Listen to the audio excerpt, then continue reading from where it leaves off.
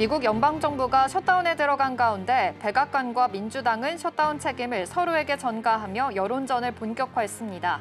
백악관은 셧다운이 길어지면 예산을 줄이기 위해 연방 공무원을 해고할 수밖에 없다고 밝혔습니다. 트럼프 대통령이 이달 말 경주에서 열리는 아시아 정상회의를 계기로 미중 정상회담을 가질 계획임을 재확인했습니다. 또한 트루스 소설을 통해 4주 후 시진핑 중국 국가주석을 만날 것이라며 대두 문제를 주요 의제로 다루겠다고 밝혔습니다. 삼성전자와 SK하이닉스가 오픈 AI의 700조 원 규모 인공지능 프로젝트의 핵심 협력사로 참여합니다.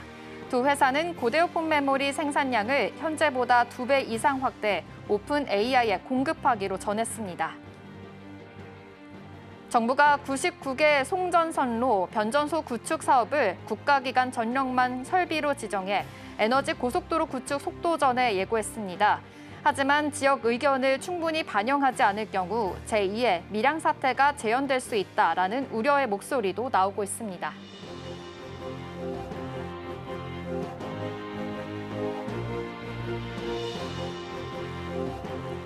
시청자 여러분 안녕하십니까? 출발 증시와이드 2부 진행에 이현아입니다. 간밤 뉴욕 증시는 3대 지수 모두 상승으로 마감을 했습니다. 사실 셧다운 첫날에 돌입하게 됐죠. 하지만 증시 입장에서는 사실상 금리 인하에 대한 기대감으로 좀 받아들이고 있는 것으로 보입니다. 하지만 경제 상황, 이 안에서 나라 상황에 대해서는 우려사항이 있습니다. 이 연방 직원 관련해서는 무급휴직에 들어가게 되고요. 그리고 하루에 4억 달러 규모의 경제적인 손실이 발생할 수 있을 것이라고 예고했습니다. 앞으로 상황이 어떻게 진행이 될지 계속해서 눈여겨보시면 좋겠고요.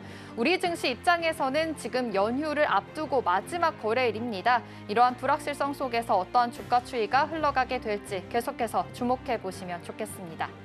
네, 그렇다면 오늘 저희가 준비한 코너 소개해드리겠습니다. 먼저 첫 번째로는 머니 트렌드 준비되어 있습니다. 지금 셧다운 폭풍 속에서 금값이 계속해서 올라가고 있는 상황입니다. 이제 온스당 3,900달러까지 치솟고 있는 상황인데요. 자세한 이야기 살펴보도록 하겠고요. 두 번째 코너로는 와이드 리포트 준비되어 있습니다. 일단 카카오톡이 이 출시 15년 만에 대대적인 개편을 하게 됐죠. 카카오 안에서 어떤 시선들이 있는지 자세하게 짚어보도록 하겠습니다. 네, 그럼 본격적으로 출발 증시와이드 2부 시작하겠습니다.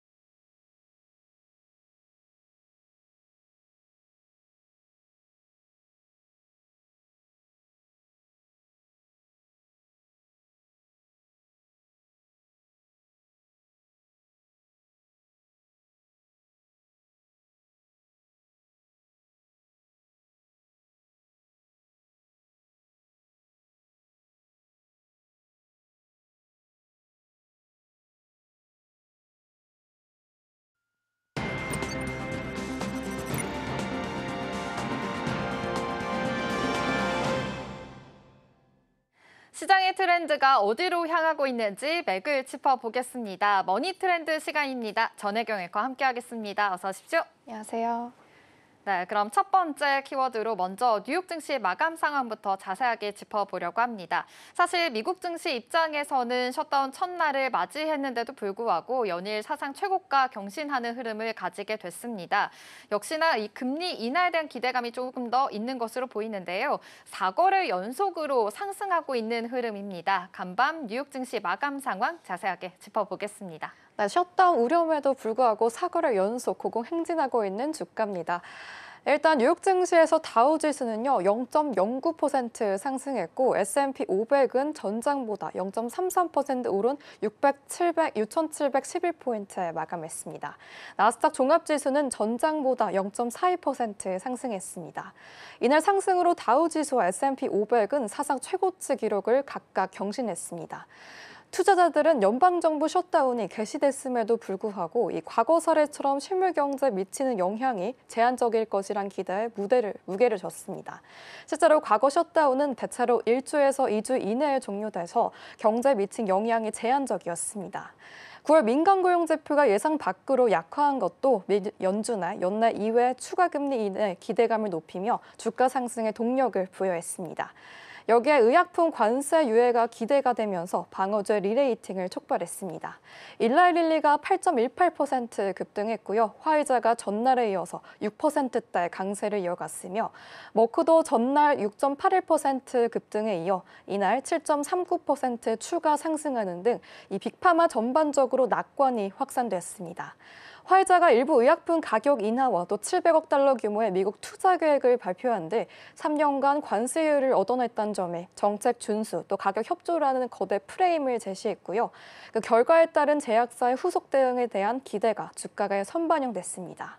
업종별로 살펴보시면 의료, 건강 섹터가 3% 넘게 뛰었고요. 지수 상승을 주도했습니다. 반면 원자재 가격 변동과 정책 변수에 상대적으로 취약한 소재는 1%대 하락을 기록했습니다. 빅테크와 대형 성장주 내부에서도 차별화가 나타났습니다. 시가총액 1조 달러 클럽 중 메타만이 2.32% 하락했을 뿐 나머지 종목은 대체로 상승 마감했습니다. 오라클은 2.76% 오르며 시가총액 8천억 달러 선을 다시 되찾았고요. 이 반도체 하드웨어 체인에서는 인텔이 AMD 칩 위택 생산 협상 소식에 7% 넘게 급등했습니다. 소비 섹터에서는 나이키가 관세 여파로 인해서 제한적인 호실적에 6% 상승했고요. 비효과 가격 전가 능력과 수요 회복력에 대한 신뢰를 재확인시켜줬습니다. 한편 제조업 경기 선행 지표로서 ISM 제조업 지표 PMI가 49.1로 예상치인 49를 소폭 상회하면서 이 수축 국면이지만 바닥 통과 신호가 완만하게 포착됐습니다. 네, 이렇게 3대 지수가 상승한 뉴욕 증시 마감 상황 자세하게 짚어봤습니다. 사실 배드 뉴스가 굿 뉴스다라는 이야기가 있죠. 그만큼 이 어제 셧다운이 시작이 됐는데도 불구하고 금리 인하에 대한 기대감으로 인해서 상승 랠리가 펼쳐지는 시장이었습니다. 다우존스 지수, S&P 500 지수가 연일 사상 최고가 향하고 있다라는 점 기억해 보시면 좋겠고요. 이 밖에 안전 자산 또한 또 상승하고 있다는 점까지 체크해 드리겠습니다. 사실 이 트럼프 일기 같은 경우에는 또 셧다운이 34일 동안 좀 지속이 됐기 때문에 이 셧다운 기간이 어느 정도까지 지속이 될지 이 점에 대해서는 주목해 보실 필요가 있어 보입니다. 이렇게 뉴욕 증시 마감 상황 자세하게 짚어봤고요. 그렇다면 어제 국내 증시 분위기도 한번 짚어보려고 합니다. 어제 같은 경우에는 우리 국내 증시 셧다운 이 우려감으로 인해서 조금은 수급적인 부분에서는 들어오지 않았지만 그래도 상승하는 랠리가 좀 펼쳐졌습니다. 어제 상승 마감을 했는데 어제 국내 증시 분위기 짚어볼까요? 우리나라 증시 역시 셧다운의 효과는 좀 미비했던 부분이었습니다. 마찬가지로 오히려 금리 인하 폭이 확대될 수 있다는 기대감으로 시장은 받아들였는데요.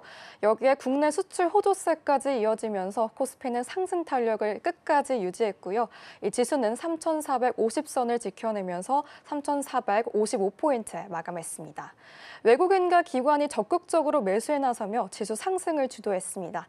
특히 외국인은 3거래일 연속 매수세를 이어갔고 반대로 개인은 지수 상승 구간에서 1조 원 넘게 차익 실현에 나섰습니다. 시가총액 상위 종목을 보면 대부분이 빨간불을 켜면서 마감했습니다. 이 엔비디아의 시가총액이 4조 5천억 달러를 돌파했다는 소식에 반도체주가 강세를 보였는데요. 삼성전자는 52주 신고가까지 단 200원만을 남겨놓았고 SK하이닉스 역시 3.6% 급등했습니다. LG에너지솔루션은 3분기 실적 기대감과 함께 그동안 발목을 잡았던 비자 문제가 해결되면서 기대감을 키워줬지만 주가는 보합권에 머물렀습니다. 삼성바이오로직스도 상승했고 하나에로스페이스는 숨고르기 장세 잠시 들어갔습니다. H현대중공업은 미 군함 MRO 수혜 기대감이 이어지면서 2%대 강세를 기록했고요. KB금융과 현대차 등도 상승세를 보였습니다. 코스닥 보겠습니다. 코스닥 역시 0.4% 소폭의 오름세를 보였습니다. 기관은 3거래 연속 매수세를 이어갔습니다. 시가총액 상위 종목 가운데 알테오제는 보합권에 머물렀는데 현재 코스피 이전 상장을 추진하는 과정에서 기업 가치 평가를 두고 시선이 엇갈리고 있습니다. 에코프로비엔과 에코프로 역시 흔들렸고요. 제약 바이오 상위 종목들은 다소 부진했지만 리가켄바이오는 오늘 10월 17일 유럽 종양학회에서 임상 연구 결과를 발표한다는 소식에 5.48% 상승으로 거래 마쳤습니다. ABL바이오도 5%대 오름세 보였습니다. 결국 어제장은 이 반도체와 기술주 강세가 지수 상승을 견인했습니다. 셧다운이란 악재에도 불구하고 시장은 이틀 연속 금리 인하 기대감으로 해석했고요. 여기에 수출 호조까지 겹치면서 상승세를 이끌어갔습니다. 네, 맞습니다. 어제 국내 증시 같은 경우 양시장 모두 소폭 상승하면서 마감을 했는데요. 반도체와 기술주가 이끌었다라고도 볼 수 있겠습니다. 이제 삼성전자 52주 신고가를 또 코앞에 두고 있는 만큼 이 랠리가 좀 기대가 되고 있는 요즘입니다. 어제 같은 경우 오픈 AI와의 협력 소식까지 있었죠. 오늘 안에서 반도체 주가 추이 기대해 보시면 좋을 것 같고요. 오늘 같은 경우에는 이제 추석 연휴를 앞두고 마지막 거래일입니다. 그러다 보니 장기간 연휴 안에서 어떤 흐름이 있을지 좀 이 안에서 회피 심리가 또 나올 수도 있다라는 전망들도 있으니까요. 이 안에서의 주가 추이들도 눈여겨보시면서 오늘 투자 포인트들 잘 세워보시면 좋겠습니다. 그럼 이어서 다음 키워드로 넘어가 보겠습니다. 네, 미국의 연방정부 셧다운과 금리 인하에 대한 기대감 속에서 금값이 사상 최고가를 향해 달려가고 있습니다. 이제는 온스당 3,900달러를 넘어서면서 안전자산으로서의 위상이 더욱더 부각이 된 건데요. 이번 금값 급등 어떤 배경에서 있는지 하나씩 짚어볼까요?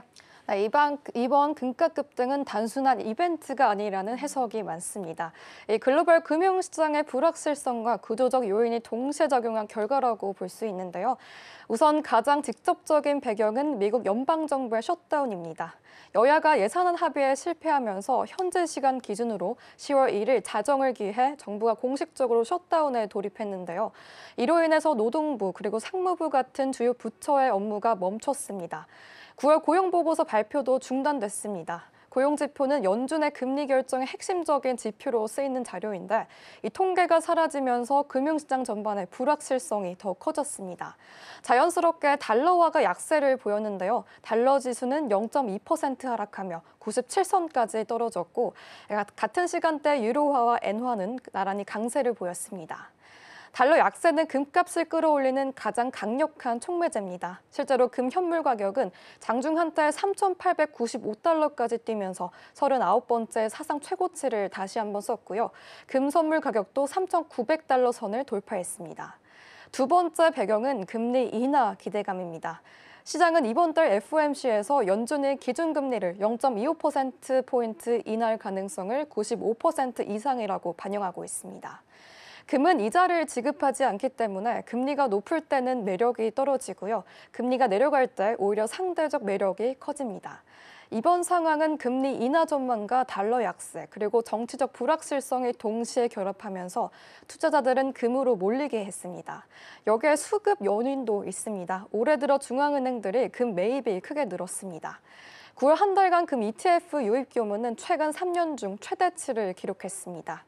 금은 올해 들어 47% 이상 급등했는데 이는 1979년 이후 가장 높은 연간 상승률로 전망되고 있습니다. 즉 안전자산 선호, 그리고 달러 약세, 금리 인하 기대, 기관 수요 확대라는 네 가지 요소가 모두 맞물리면서 금값을 끌어올리고 있는 상황입니다.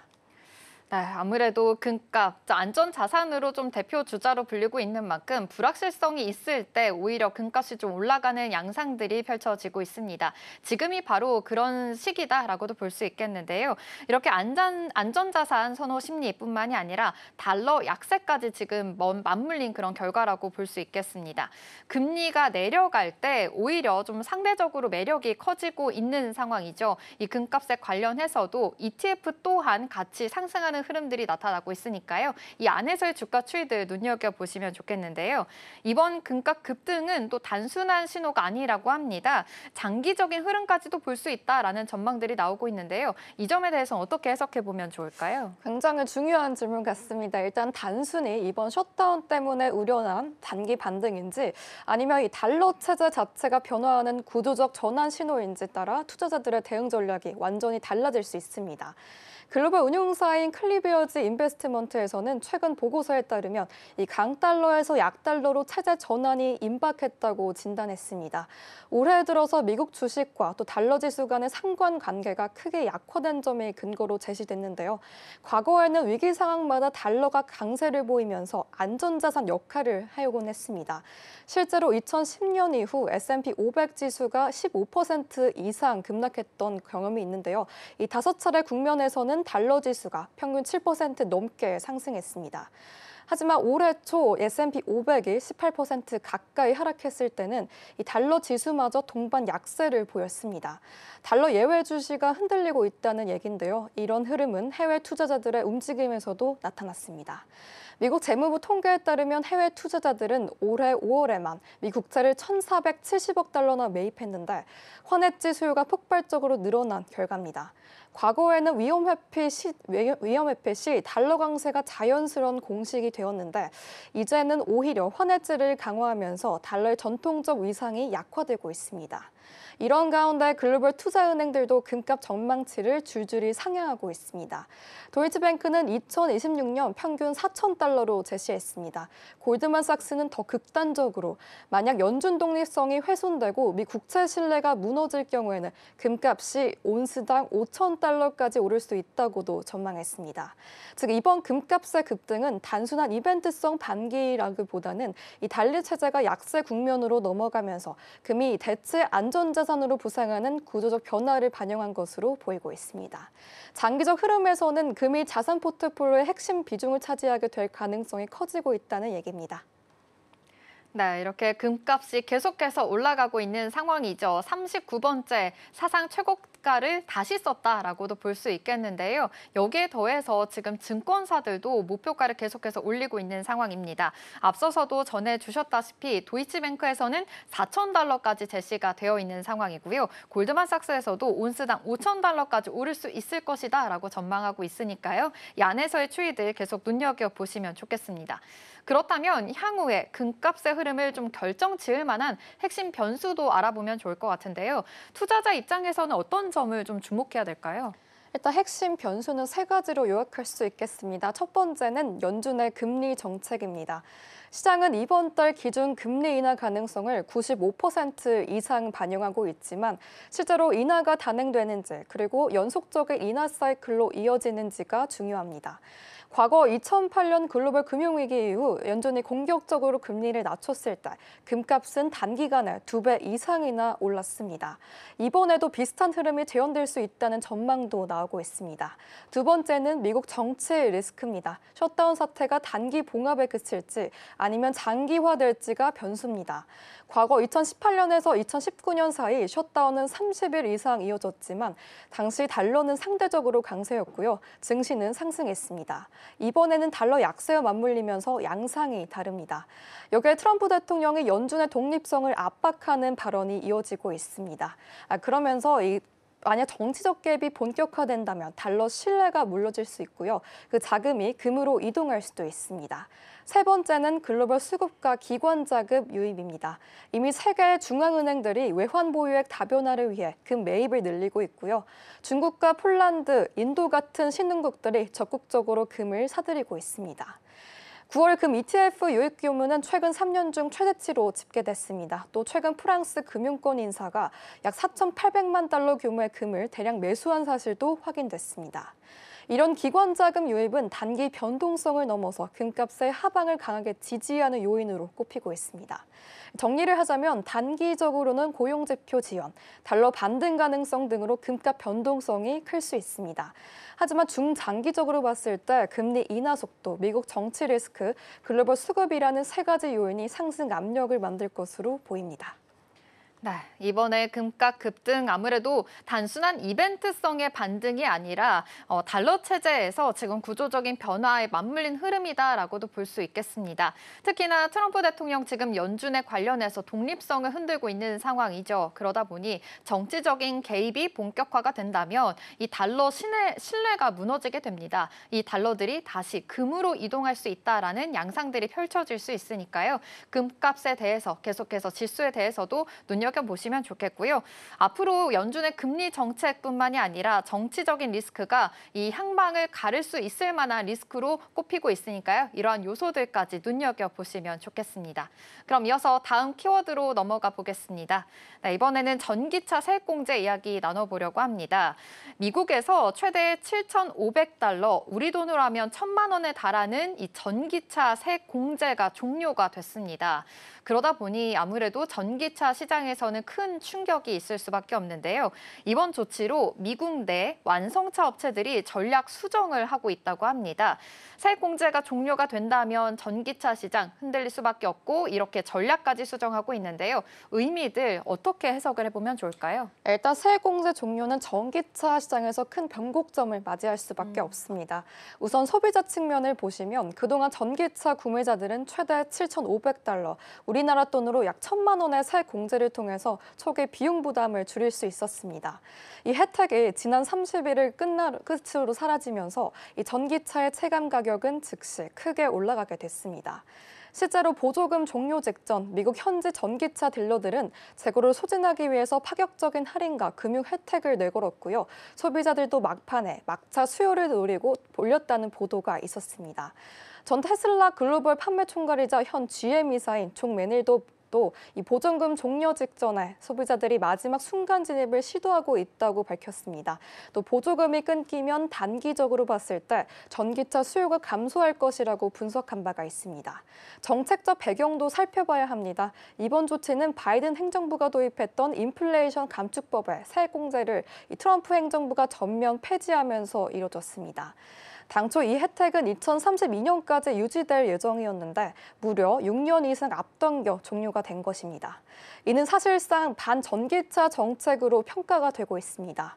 트럼프 대통령은 지난 7월 하나의 크고 아름다운 법 OBBBA에 서명하며 이 규제 완화와 보조금 폐지를 강하게 밀어붙였고요. 이게 곧 전기차 시장의 성장 발목을 잡는 요인으로 작용하고 있습니다. 실제 수치로 보더라도 미국 전기차 시장의 둔화 조짐은 뚜렷합니다.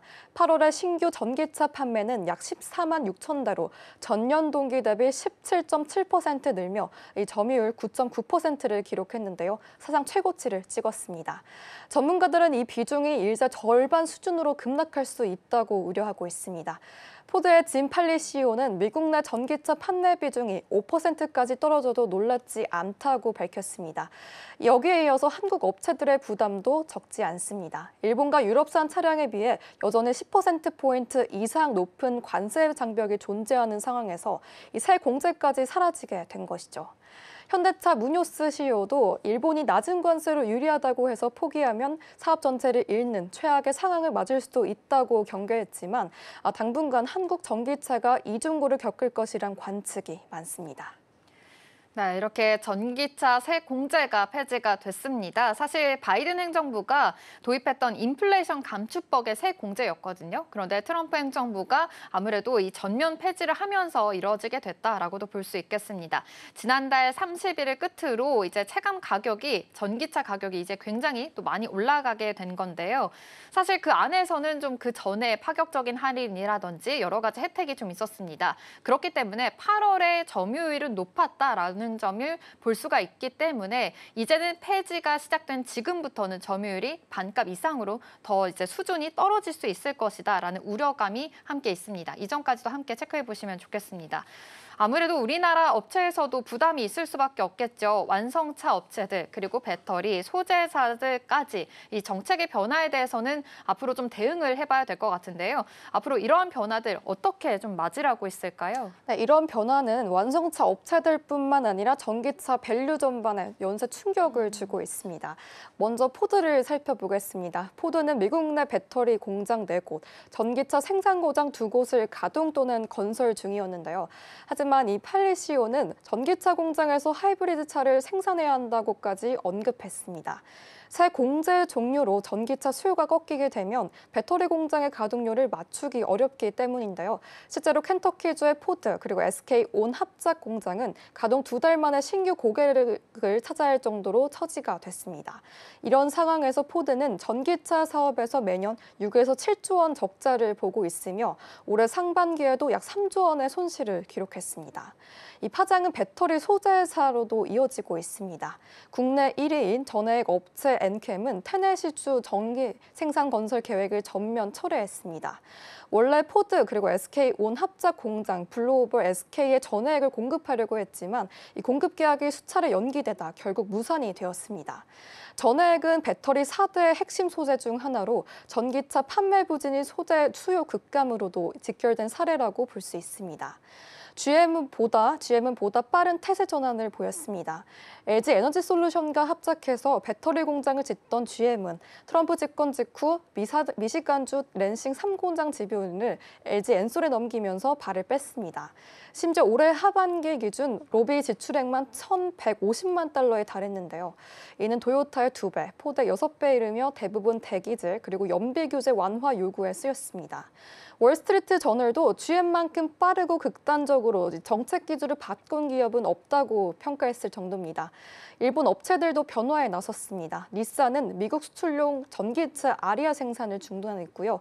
혼다는 GM 위탁으로 생산하던 아큐라 ZDX 전기차 생산을 종료했습니다. 시장 수요 부진에 따른 라인업 최적화 결정이었는데 이는 일본 업체들도 전기차 대신 하이브리드 또는 내연기관 쪽으로 다시 무게를 두고 있음을 시사하고 있습니다. 한국 업체도 전략을 수정하고 있습니다. 현대차 그룹은 미국 조지아주 메타플랜트 아메리카의 하이브리드 생산 비중을 기존 30에서 최대 50%로 확대하는 방안을 검토하고 있습니다. 미국 내 전기차 판매량이 감소하는 대신 하이브리드 판매가 47.9% 급증했기 때문인데요. 다만 이 물량 대부분은 한국에서 수출되고 있기 때문에 관세 부담이 여전합니다. 게다가 일본산 자동차 관세는 15%로 낮아진 반면 한국은 여전히 25% 관세가 적용하고 있는 등 불리한 환경에 놓여 있습니다. 이렇게 완성차 업체들뿐만이 아니라 밸류체인 전반적으로 아무래도 충격이 있다라는 소식입니다.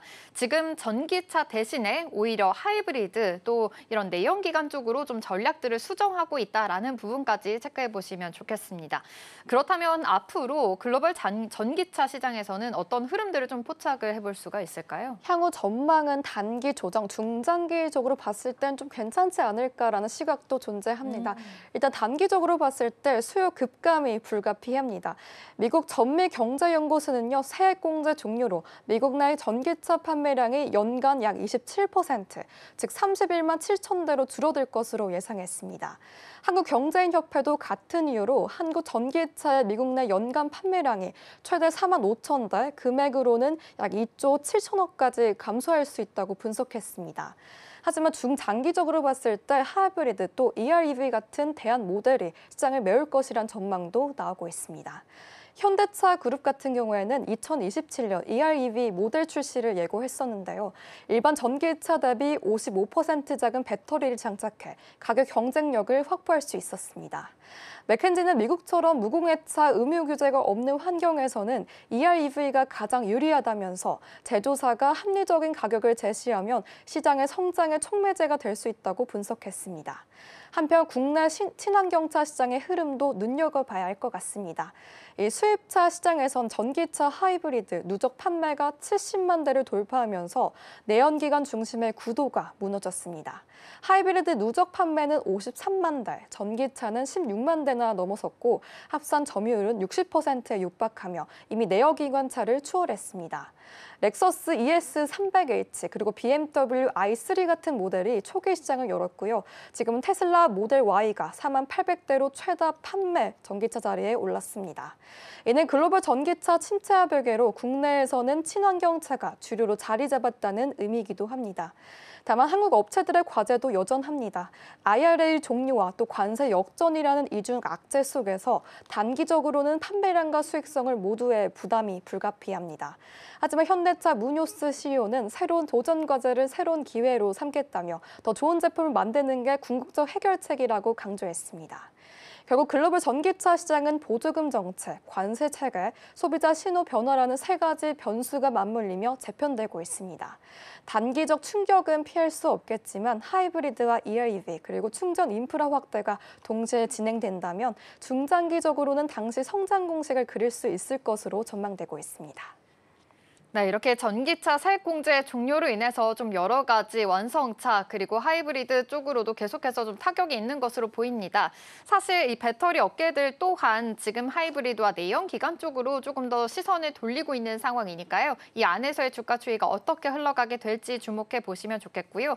그래도 친환경 차에 대한 수요가 완전히 꺾인 것은 아닙니다. 이 안에서의 시장 판도가 조금 흔들릴 수 있으니까요. 이 점까지도 주목해 보시면 좋겠습니다. 머니트렌드는 여기서 마치도록 하겠습니다. 전혜경 앵커와 함께했습니다. 고맙습니다.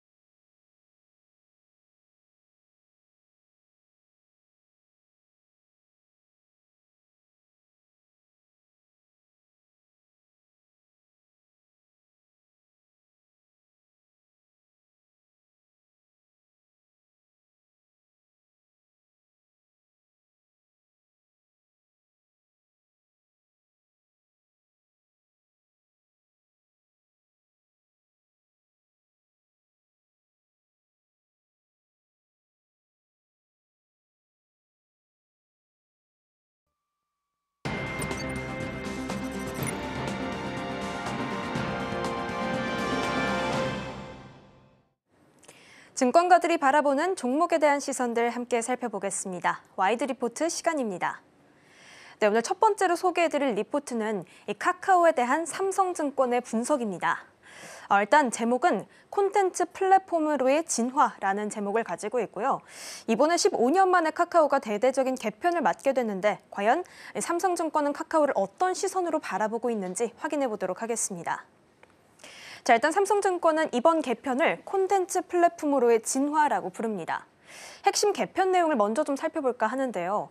일단은 친구 화면이던 목록을 피드 중심으로 개편을 했습니다. 그리고 세 번째 탭에는 쇼폼 전용 공간을 넣었습니다. 오픈 채팅 게시물도 이 피드에 같이 흘러들어오게 했습니다. 자, 이렇게 대대적으로 바꾼 목적은 명확합니다. 사용자가 카톡 안에서 머무르는 시간을 늘리려고 하는 건데요. 사실 카카오는 이 사용자 수는 다른 앱과 비교해서 우세합니다. 타 SNS와 비교해서 사용자는 더 많지만 평균 이용 시간이나 체류 시간은 현저히 적습니다. 머무는 시간이 늘게 되면 광고 재고가 늘고 그만큼 매출화가 쉬워지는 구조를 갖게 되는데 이러한 이유에서 카카오가 개편을 했다라고 보시면 되겠습니다. 자, 여기서 중요한 시점이 하나 더 있습니다. 다음 페이지에서 확인을 해보시면요. 이 세 번째 탭에 쇼폼이 이렇게 도입이 된다고 했는데요. 이 안에 광고가 4분기부터 정식 판매됩니다. 삼성증권은 이 부분을 광고 매출 본격화의 첫 단추로 봤습니다. 결국 장기적으로 봤을 때는 광고 매출이 숫자로 드러나게 된다라는 것을 말하는데요. 정리를 하면 체류 시간이 확대되면 노출이 증가되고 결국 광고 매출의 증가까지 이어지는 연결고리를 노렸다라는 이야기입니다. 자, 다시 돌아가 보도록 하겠습니다. 사실 이번 개편에서 AI 이야기도 좀 빠질 수가 없습니다. 10월 중에 카톡 두 번째 탭에서 챗GPT가 제공이 된다고 합니다. 카카오의 자체 언어 모델인 카나나도 채팅창에 들어오게 되는데요. 대화 맥락을 읽어서 콘텐츠 추천을 하고 알림도 챙겨줍니다. 선물하기나 멜론, 그리고 식당, 숙소, 이런 캘린더 같은 카카오 서비스를 이제 채팅창 안에서 모든 것을 연결하는 그림입니다. 다만 지금은 추천과 알림 중심에 제한되어 있다고 하고요. 지도나 예약에서 쓸 수 있는 자체적인 데이터가 아직 한정적이라는 점도 포착해 보시면 좋겠습니다. 결국 완성도도 높은 에이전트로 가려면 시간이 더 필요하다라는 평가입니다. 밸류에이션도 한번 보겠습니다. 이 삼성증권은 플랫폼 경쟁력 강화와 그리고 새 광고 매출을 반영해서 2026년에는 영업이익 추정치를 약 4.7% 올렸고요. 목표 주가를 기존 67,000원에서 78,000원으로 상향했습니다. 투자 의견은 중립에서 매수로 올렸는데요. 다만 행사 직후에 이제 사용자들의 부정적인 평가가 좀 많이 나왔기 때문에 단기 조정 가능성도 있고 또 AI 에이전트의 경쟁력 공백은 이 안에서 주의할 필요가 있다라고 덧붙였습니다. 한 줄로 정리를 해보자면 조정이 오면 담자라고 말할 수가 있겠습니다. 광고가 실제로 하반기에 숫자로 찍히기 시작한다면 스토리가 더 힘을 받는다라는 관점입니다. 한국에서 메신저 시장은 카카오톡이 사실 표준처럼 자리 잡았죠. 하지만 삼성증권은 이제 카카오가 그 틀에서 벗어나서 콘텐츠 플랫폼으로 변화한 부분들을 주목했습니다. 그리고 이 안에서 수익성을 기대할 수 있는 부분들을 들여다봤는데요. 하지만 사실 시장의 반응은 매우 거셌습니다. 메신저의 본질이 흔들렸다라는 지적이 나왔죠. 광고가 과하고 필요하다, 청소년 노출이 걱정된다, 이런 우려들도 이어졌습니다. 이 앱 마켓 평점은 2점대 중반으로까지 떨어졌고요. 대체 메신저까지 순위에 올라오는 등 이탈 신호들이 포착이 됐습니다. 결국에는 이 불만들이 실질적인 행동으로 이어졌다라고 보는 건데요. 결국 회사는 6일 만에 방향을 틀게 됐습니다. 9월 29일에 이제 전화번호부형 친구 목록을 다시 첫 화면으로 복구하겠다라고 말했습니다. 기존에 바꿨던 피드형 친구 탭은 보조적인 기능으로 돌리겠다라고 했습니다. 그리고 가장 뜨거웠던 이 미성년자 보호 절차도 추가적으로 개선하겠다라는 말을 덧붙였습니다. 내부에서는 사실 책임 공방도 있었는데요. 공식 메시지는 철회가 아니라 개선입니다. 일단 빠른 대응으로 수습한 카카오의 모습을 확인할 수가 있었습니다. 사실 생활 인프라가 된 메신저는 작은 불편도 집단 불만으로 번지게 됩니다. 하지만 이번 카카오의 개편은 단순한 불만, 이 말에서 그치는 게 아니라 행동으로 옮겨지게 됐죠. 실질적인 이탈이 나왔고 앱 체류 시간도 감소했습니다. 결국 이런 신호들이 겹치면서 이례적으로 빠른 롤백이 결정된 것으로 볼 수 있습니다. 자, 그런데요, 말씀드렸지만 이번 조정은 철회가 아닙니다. 핵심 방향은 그대로 유지했다라고 볼 수 있는데요. 이 카톡을 콘텐츠 플랫폼으로 키우는 것은 유지하지만 다만 순서를 바꿨습니다. 친구 목록은 기본값으로 유지하고 피드를 보조적으로 이렇게 한 발 물러선 것으로 보입니다. 사용자 경험의 충격이나 어떤 불편감은 줄이겠지만 이 체류 시간을 늘릴 장치는 유지하겠다라는 뜻입니다. 사실 광고의 질과 양은 결국 체류 시간이나 참여도에서 나옵니다. 그리고 이 데이터는 추천이나 랭킹, 광고 타겟팅, AI 학습의 연료가 됩니다. 그렇기 때문에 메신저에서 콘텐츠로 이렇게 판을 넓히는 것은 디지털 광고의 정석에 가깝습니다. 따라서 이번 조정은 이 디지털 광고의 정석을 따라가는 것인데요. 속도를 낮춘 것뿐이지 방향을 바꾼 건 아니다라고 좀 정리해 볼 수가 있겠습니다. 자, 그렇다면 아까 잠깐 언급드린 AI 전환의 현재를 한번 좀 살펴보겠습니다. 카카오는 올해 이 오픈 AI와 전략적 제휴를 맺은 바가 있는데요. 목표는 AI 대중화입니다. 그리고 카카오 서비스 안에서도 전반에 AI를 넣겠다라는 것이 목적입니다. 이 실행은 바로 카카오톡에서 시작된다고 하는데요. 10월 채팅 탭 상단에 이제는 챗GPT라는 버튼이 들어가게 됩니다. 최신 모델은 GPT-5가 적용된다라는 설명까지 나왔는데요. 이제는 텍스트와 이미지를 함께 이해하고 맥락도 더 잘 따라가게 됩니다. 카카오톡 안에서 바로 묻고 또 생성한 결과를 대화방에서 공유할 수 있는 이런 연쇄적인 행동들을 통해서 이 카카오 안에서 모든 걸 한 번에 해결하려고 하고 있습니다. 무료 이용 시에는 오픈 AI의 제한 정책을 그대로 따라간다고 합니다. 개인정보 우려는 좀 나오고 있습니다.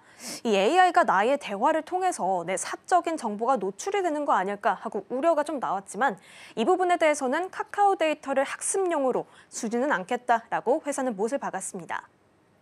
결제와 같은 민간 기능 같은 경우들도 좀 걱정입니다. 하지만 외부 모델을 쓰지 않겠다라는 방침까지 밝혔습니다. 자, 다시 광고로 좀 돌아와 보겠습니다. 리포트가 주목한 건 이 숏폼 광고의 정식 판매인데요. 이제 이게 4분기부터 좀 실전적으로 드러나게 됩니다. 피드와 쇼츠는 체류 시간을 늘리는 장치이고 이 늘어난 시간만큼 광고 노출이 생기게 되겠죠. 그 위에 쇼핑이나 멤버십, 파트너 제휴가 얹게 되면 수익 다각화가 더 가능해집니다. 물론 UX는 조율 중입니다. 친구 목록 기본이나 피드 보조, 사용성을 좀 되살리려고 하는 철회가 아닌 개선의 모습을 좀 보여주고 있습니다. 하지만 광고 판매의 판은 이미 깔렸습니다. 따라서 이번 개선 이후에 또 사용자들은 어떤 반응을 또 보일지, 그리고 광고가 실질적으로 4분기에 어떻게 숫자로 찍히는지, 뒤에는 AI가 얼마나 빨리 따라 붙는지 이 부분이 카카오 다음 실적의 포인트가 될 것입니다. 자, 그렇다면 마지막으로 카카오 주가도 한번 짚고 넘어가 보겠습니다. 사실 업데이트 날인 이 9월 23일부터 일주일 동안 주가가 5% 이상 감소했다고 하는데요. 어제는 또 어떤 모습으로 마무리를 했을까요? 사실 카카오 어제는 그래도 좋은 흐름 안에서 보여주려고 하고 있었습니다. 따라서 소폭 상승했습니다. 0.67% 상승하면서 6만 원 선에 안착을 했습니다. 6만 원 선 회복하고 말았는데요. 아까 말씀드렸지만 이 개편 이후에 시총이 1조 원 이상 줄었다라고 합니다. 자, 그런데 일단 반등을 어제 좀 보여주기는 했고요. 목표 주가와 비교했을 때는 아직 30% 정도의 상승 여력이 남아있기 때문에 이제 중요한 것은 광고가 어떻게 매출로 반영이 되는지, 그리고 AI는 어떻게 전략적으로 적용이 되는지 이런 중장기적인 성과나 흐름들을 좀 지켜봐야겠습니다. 네, 카카오는 여기서 마무리를 해보겠습니다. 다음 리포트로 넘어가겠는데요. 다음은 이 대한항공에 대한 유안타 증권의 분석입니다. 국제선 여객 부진, 시선은 4분기로라는 제목이고요. 이번 리포트의 결론부터 좀 말씀을 드리자면 3분기는 약했고 포인트는 4분기다라고 정리할 수가 있겠습니다. 숫자부터 간략하게 좀 짚어볼 텐데요. 이 유안타증권은 3분기 별도 기준 매출 4조 1,479억 원, 영업이익은 4,875억 원을 전망합니다. 매출과 영업이익 모두 전년 동기 대비해서 2.2%, 21.2% 감소했는데요. 왜 이 두 가지가 모두 줄었는지 일단 항목별로 간단하게 좀 짚어보겠습니다. 먼저 여객 부문입니다. 사실 여객 같은 경우에는 지금 현재 미국 이민 규제 강화로 미주 노선 수요가 줄었습니다. 통상적으로 3분기는 여행 성수기입니다. 하지만 이번에 추석 연휴가 9월이 아닌 10월로 밀리게 됐죠. 그렇기 때문에 여행 수요도 3분기에서 4분기로 넘어갔습니다. 결국에 이러한 부분들이 맞물리면서 운임 단가까지 낮아지며 수익성이 흔들리는 모습도 보였습니다. 사실 대한항공의 국제 여객 평균 운임은 하향세가 좀 뚜렷하게 나타났습니다. 팬데믹 이후에는 잠깐 급증하면서 2021년에 수요가 정점을 찍기도 했는데요. 하지만 이후에는 쭉 하락세가 유지가 됐습니다. 하지만 이번 여름 성수기로 꼽히는 3분기, 그리고 연휴가 몰려있는 부분에 반등을 좀 기대하고자 했으나 4분기로 좀 미뤄지게 되면서 이연이 됐습니다. 자, 다음으로 그렇다면 화물 부문도 한번 살펴보겠습니다. 화물도 역시 부진했습니다. 그동안 대한항공의 화물 사업은 이 팬데믹 시기에 여객 부진을 메우면서 실적을 직행하는 모습을 보였는데요. 하지만 트럼프 행정부의 고율 관세와 중동 정세 같은 지정학적 리스크로 인해서 물동량과 운임이 동시에 줄며 이 매출이 예상보다 약하게 나타났습니다. 화물에 대한 내역도 이 옆에 그래프를 통해서 확인해 볼 수가 있습니다. 자, 그런데 여기에 더해서 비용 부담까지 커지게 됐습니다. 유가 하락 덕분에 유류비는 줄었지만 이 생항공기를 도입하면서 감가상각비가 크게 늘었고요. 임금이나 퇴직급여, 공항 사용료도 올라서 전체적인 비용은 오히려 증가했습니다. 결국 영업이익률은 작년보다 낮아질 것으로 보입니다. 자, 그런데 여기에 더해서 한 가지가 더 있습니다. 일단은 아시아나 미주 노선의 운임 제한과 일본과 동남아 단거리 노선 경쟁 심화도 부정적으로 작용하고 있습니다.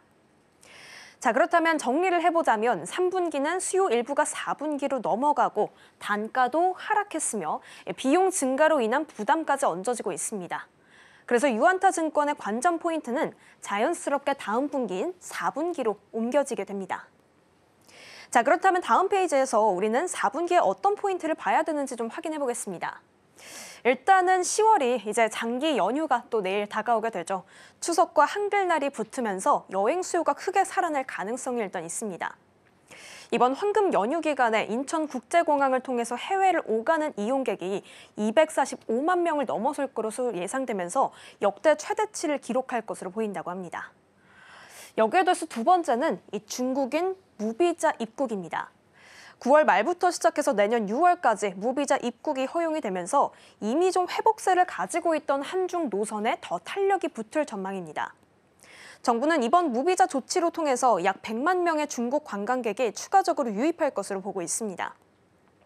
항공사들도 이에 발빠르게 대응하고 있습니다. 대한항공은 신규나 재개 노선을 늘려서 주간 운항 횟수를 확대했고 또 아시아나나 LCC도 증편에 적극적으로 나서고 있습니다. 여기에 더해서 공항 전망도 밝습니다. 인천공항은 10월 연휴 기간 이용객이 성수기보다 훨씬 더 많을 것으로 보고 있고요. 탑승률과 운임이 이에 따라 동시에 개선될 환경이 만들어지고 있습니다. 특히 이 안에서 중국 노선이 이제 확대된다라고 말씀을 드렸는데 이 중국 노선은 사실 저비용 항공사보다는 대형 항공사 비중이 높습니다. 따라서 같은 수요 증가가 일어나더라도 대한항공이 타 항공사에 비해서 체감하는 이익은 더 클 수 있다는 분석입니다. 자, 그렇다면 우리가 이 안에서 살펴봐야 할 리스크도 있을까요? 일단은 말씀드렸듯이 3분기 실적은 컨센서스 하회 가능성이 있다라는 점입니다. 이 성수기인데도 국제선 매출이 준 걸로 본 이유는 앞서 말씀드린 대로입니다. 미주 수요 약세, 10월로의 수요 이연, 단거리 경쟁 심화나 감가상각, 인건비, 공항비 같은 고정성 비용이 올리고 있습니다. 자, 그렇기 때문에 우리가 이 안에서 확인해야 될 부분은 4가지로 좀 정리를 해보겠습니다. 첫 번째로는 이 중국 무비자 효과가 실제로 탑승률과 운임에 반영이 되는지 이 부분을 확인해 봐야겠고요. 두 번째로는 이 연휴 특수가 결국에는 미주나 유럽, 중국, 동남아 이렇게 중국에 한정되어 있는 게 아니라 전 노선에 고르게 잡히는지, 그리고 세 번째로는 화물 운임과 물동량이 바닥을 탈출할 건지, 그리고 마지막으로는 감가상각이나 인건비, 공항비 같은 고정 비용들이 단가 개선으로 좀 상쇄를 할 수 있는 부분인지 이 4가지가 4분기와 내년 초 가이던스의 관건이 되겠습니다. 자, 그런데요, 여기서 추가적으로 이 대한항공의 체질 변화도 좀 짚어볼 필요가 있습니다. 먼저 이제 아시아나와 합병을 이제 하게 됐죠. 마일리지 제도 변화까지 어제 이제 확정을 했다라는 소식이 나왔는데 대한항공은 아시아나 지분 확보를 끝내고 2026년 말에 이 합병을 완전하게 하는 것을 목표로 하고 있습니다. 통합이 완료가 된다면 이제 대한항공과 아시아나 이렇게 이중화되어 있는 축이 아니라 단일 FSC가 형성이 되죠. 메가 캐리어로 자리매김하게 되면서 노션이나 슬롯, 기단 운영에서 규모의 경제가 가능해집니다. 동시에 논란이었던 마일리지도 손을 보게 됐습니다. 일단은 합병 뒤에도 아시아나 고객은 향후 10년 동안 아시아나 마일리지로 대한항공을 탈 수 있게 됩니다. 10년이 지나고 전환한 후에는 탑승 마일리지는 1대1, 그리고 제휴 마일리지는 1대 0.82 비율이 적용이 된다고 합니다. 10년 이후에는 자녀분이 자동 전환되고 회원 등급도 합산 기준으로 재심사가 됩니다. 자, 여기에 더해서 두 번째로 SAF인 지속 가능 항공유 도입도 있습니다. 친환경 연료라고 보시면 되겠는데요. 대한항공은 국내산 SAF를 일부 노선에 적용하기 시작했습니다. 사실 이런 조치는 이 정부가 주도하고 있는 국내 정유사의 SAF 상용화에 대해서 보조를 좀 맞춘 것이다라고 보면 되겠습니다. 정부는 항공업계가 선도해서 탄소 중립을 실현하고자 합니다. 당장은 사실 기존 항공유보다는 좀 비싸기 때문에 연간 어떻게 보면 추가 비용이 좀 계속해서 발생하겠지만 장기적으로 봤을 때는 ESG 경쟁력과 녹색 프리미엄을 확보하는 기반이 되겠습니다. 자, 마지막으로 나아가서 이 대한항공은 보잉과 100대가 넘는 신규 항공기 구매 계약을 체결했습니다. 엔진 정비나 예지 정비 협력까지 강화했는데요.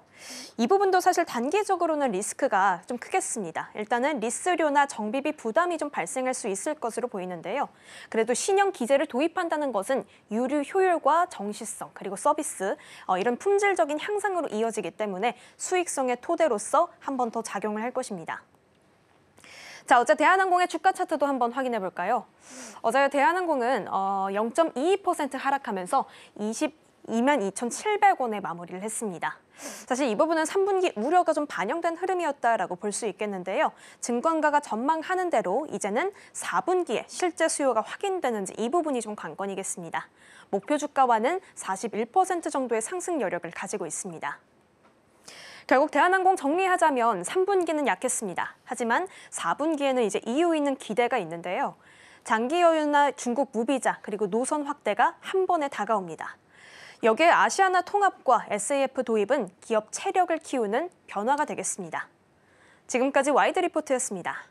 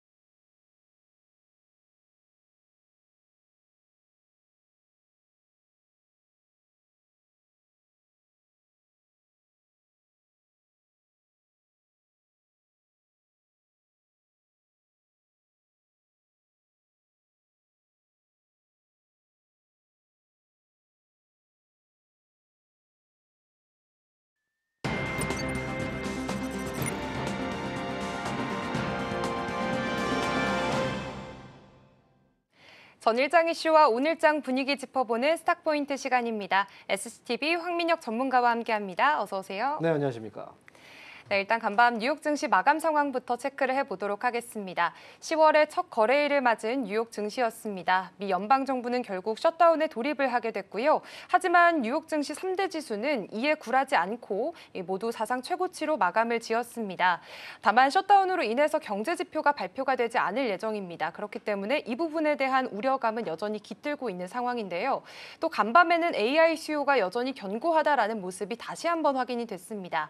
엔비디아는 사상 최고가를 다시 한번 경신을 했고요. 또 필라델피아 반도체 지수도 2% 넘게 오르는 모습을 보였습니다. 어제 우리 시장 상황 함께 다시 복기를 해보겠습니다. 어제 미국 셧다운 이슈가 있었음에도 불구하고 우리 국내 시장은 강한 흐름을 보여줬습니다. 양 시장 모두 상승으로 마감을 했고요. 특히나 수출 데이터가 잘 나오게 되면서 강한 상승 동력을 좀 제공을 해줬습니다. 반도체 쪽 잘 나갔고 또 3분기 실적에 대해서 기대감이 있는 업종들까지도 잘 가는 흐름을 보였는데요. 전문가님, 네. 이게 생각보다 이 셧다운에 대한 우려가 그렇게 크게 반영이 되진 않은 것 같아요. 어제 시장 분위기 어떻게 보셨을까요? 사실 셧다운이라고 하면 주가에 큰 충격을 줄 만한 뉴스거든요. 그런데 이번에 이제 미국에서도 그렇게 큰 부담이 없었던 것 같고 우리나라 증시에 와서도 사실 어제 오후 1시 이후로 주가의 변동성이 크게 나오지 않을까 약간의 이제 걱정도 했었는데 사실 그런 흐름이 별로 없었단 말이죠. 거기다 미국 증시는 어제 추가로 또 상승이 나왔고요. 셧다운으로 인해서 지금 현재 업무가 지금 마비가 된 상태에서 이렇게 주가가 올라갈 수 있었던 건 결국은 시장이 지금 현재 상승장이기 때문에 악재보다 호재에 조금 더 민감하게 반응했다라고 볼 수밖에 없는데 거기에 있어서는 이제 금리 인하겠죠. 금리 인하에 대한 기대감들. 그래서 일단 금리가 인하가 되고 뭐 이런 상황들이 결국 이제 긍정적으로 반영되지 않을까라는 기대감들과 그리고 과거에 셧다운이 있었을 때 항상 조기에 길지 않은 선에서 빨리 마감이 됐거든요. 그래서 이번에 역시도 그때처럼 그렇게 되지 않을까라는 이제 이런 이제 긍정적인 신호가 사실 주가 상승으로 이어졌다라고 볼 수가 있는데 제가 볼 때는 이제 약간의 걱정스러운 부분은 분명히 좀 있습니다. 과거에 이랬기 때문에 앞으로도 이럴 것이다라는 사실 논리가 100% 다 맞는 건 아니거든요. 그리고 이제 과거 정권과 지금 트럼프 정권은 좀 달라요. 트럼프 정권에서도 거의 뭐 협의가 없이 좀 강경하게 계속 맞서고 있는 상황이거든요. 그래서 이게 지금 과연 민주당 쪽하고 지금 공화당 쪽에서의 이 합치가 만약에 우리가 추석 연휴를 지나고 있는데 그 기간 동안 계속 안 되고 그러면서 시장이 만약에 흔들리게 된다면 아무래도 이제 국내 증시는 좀 부담을 계속 안고 갈 수밖에 없죠. 그래서 오늘 같은 경우에는 이제 추석 연휴를 지금 맞이하기 전에 이제 개천절 휴일부터 해서 휴일이 또 오랫동안 지속되거든요. 그래서 미국 증시가 올라갔다, 한국 증시가 그냥 계속 또 올라간다. 이런 이제 논리가 과연 또 오늘 국내 증시에 또 맞아 떨어질까? 이 부분은 이제 오픈이 되고 나서 좀 봐야 될 것 같고요. 다만 이제 미국에서 기술주들의 반등이 좀 강하게 나왔고, 그리고 의약품 같은 경우에도 관세가 좀 철회가 되는 그런 흐름들도 있었기 때문에 아무래도 이제 지금은 국내 증시의 이 흐름은 외국인들 수급에 의해서 좀 결정이 많이 될 것 같아요. 어제는 외국인들 수급이 사실 별로 안 들어왔거든요.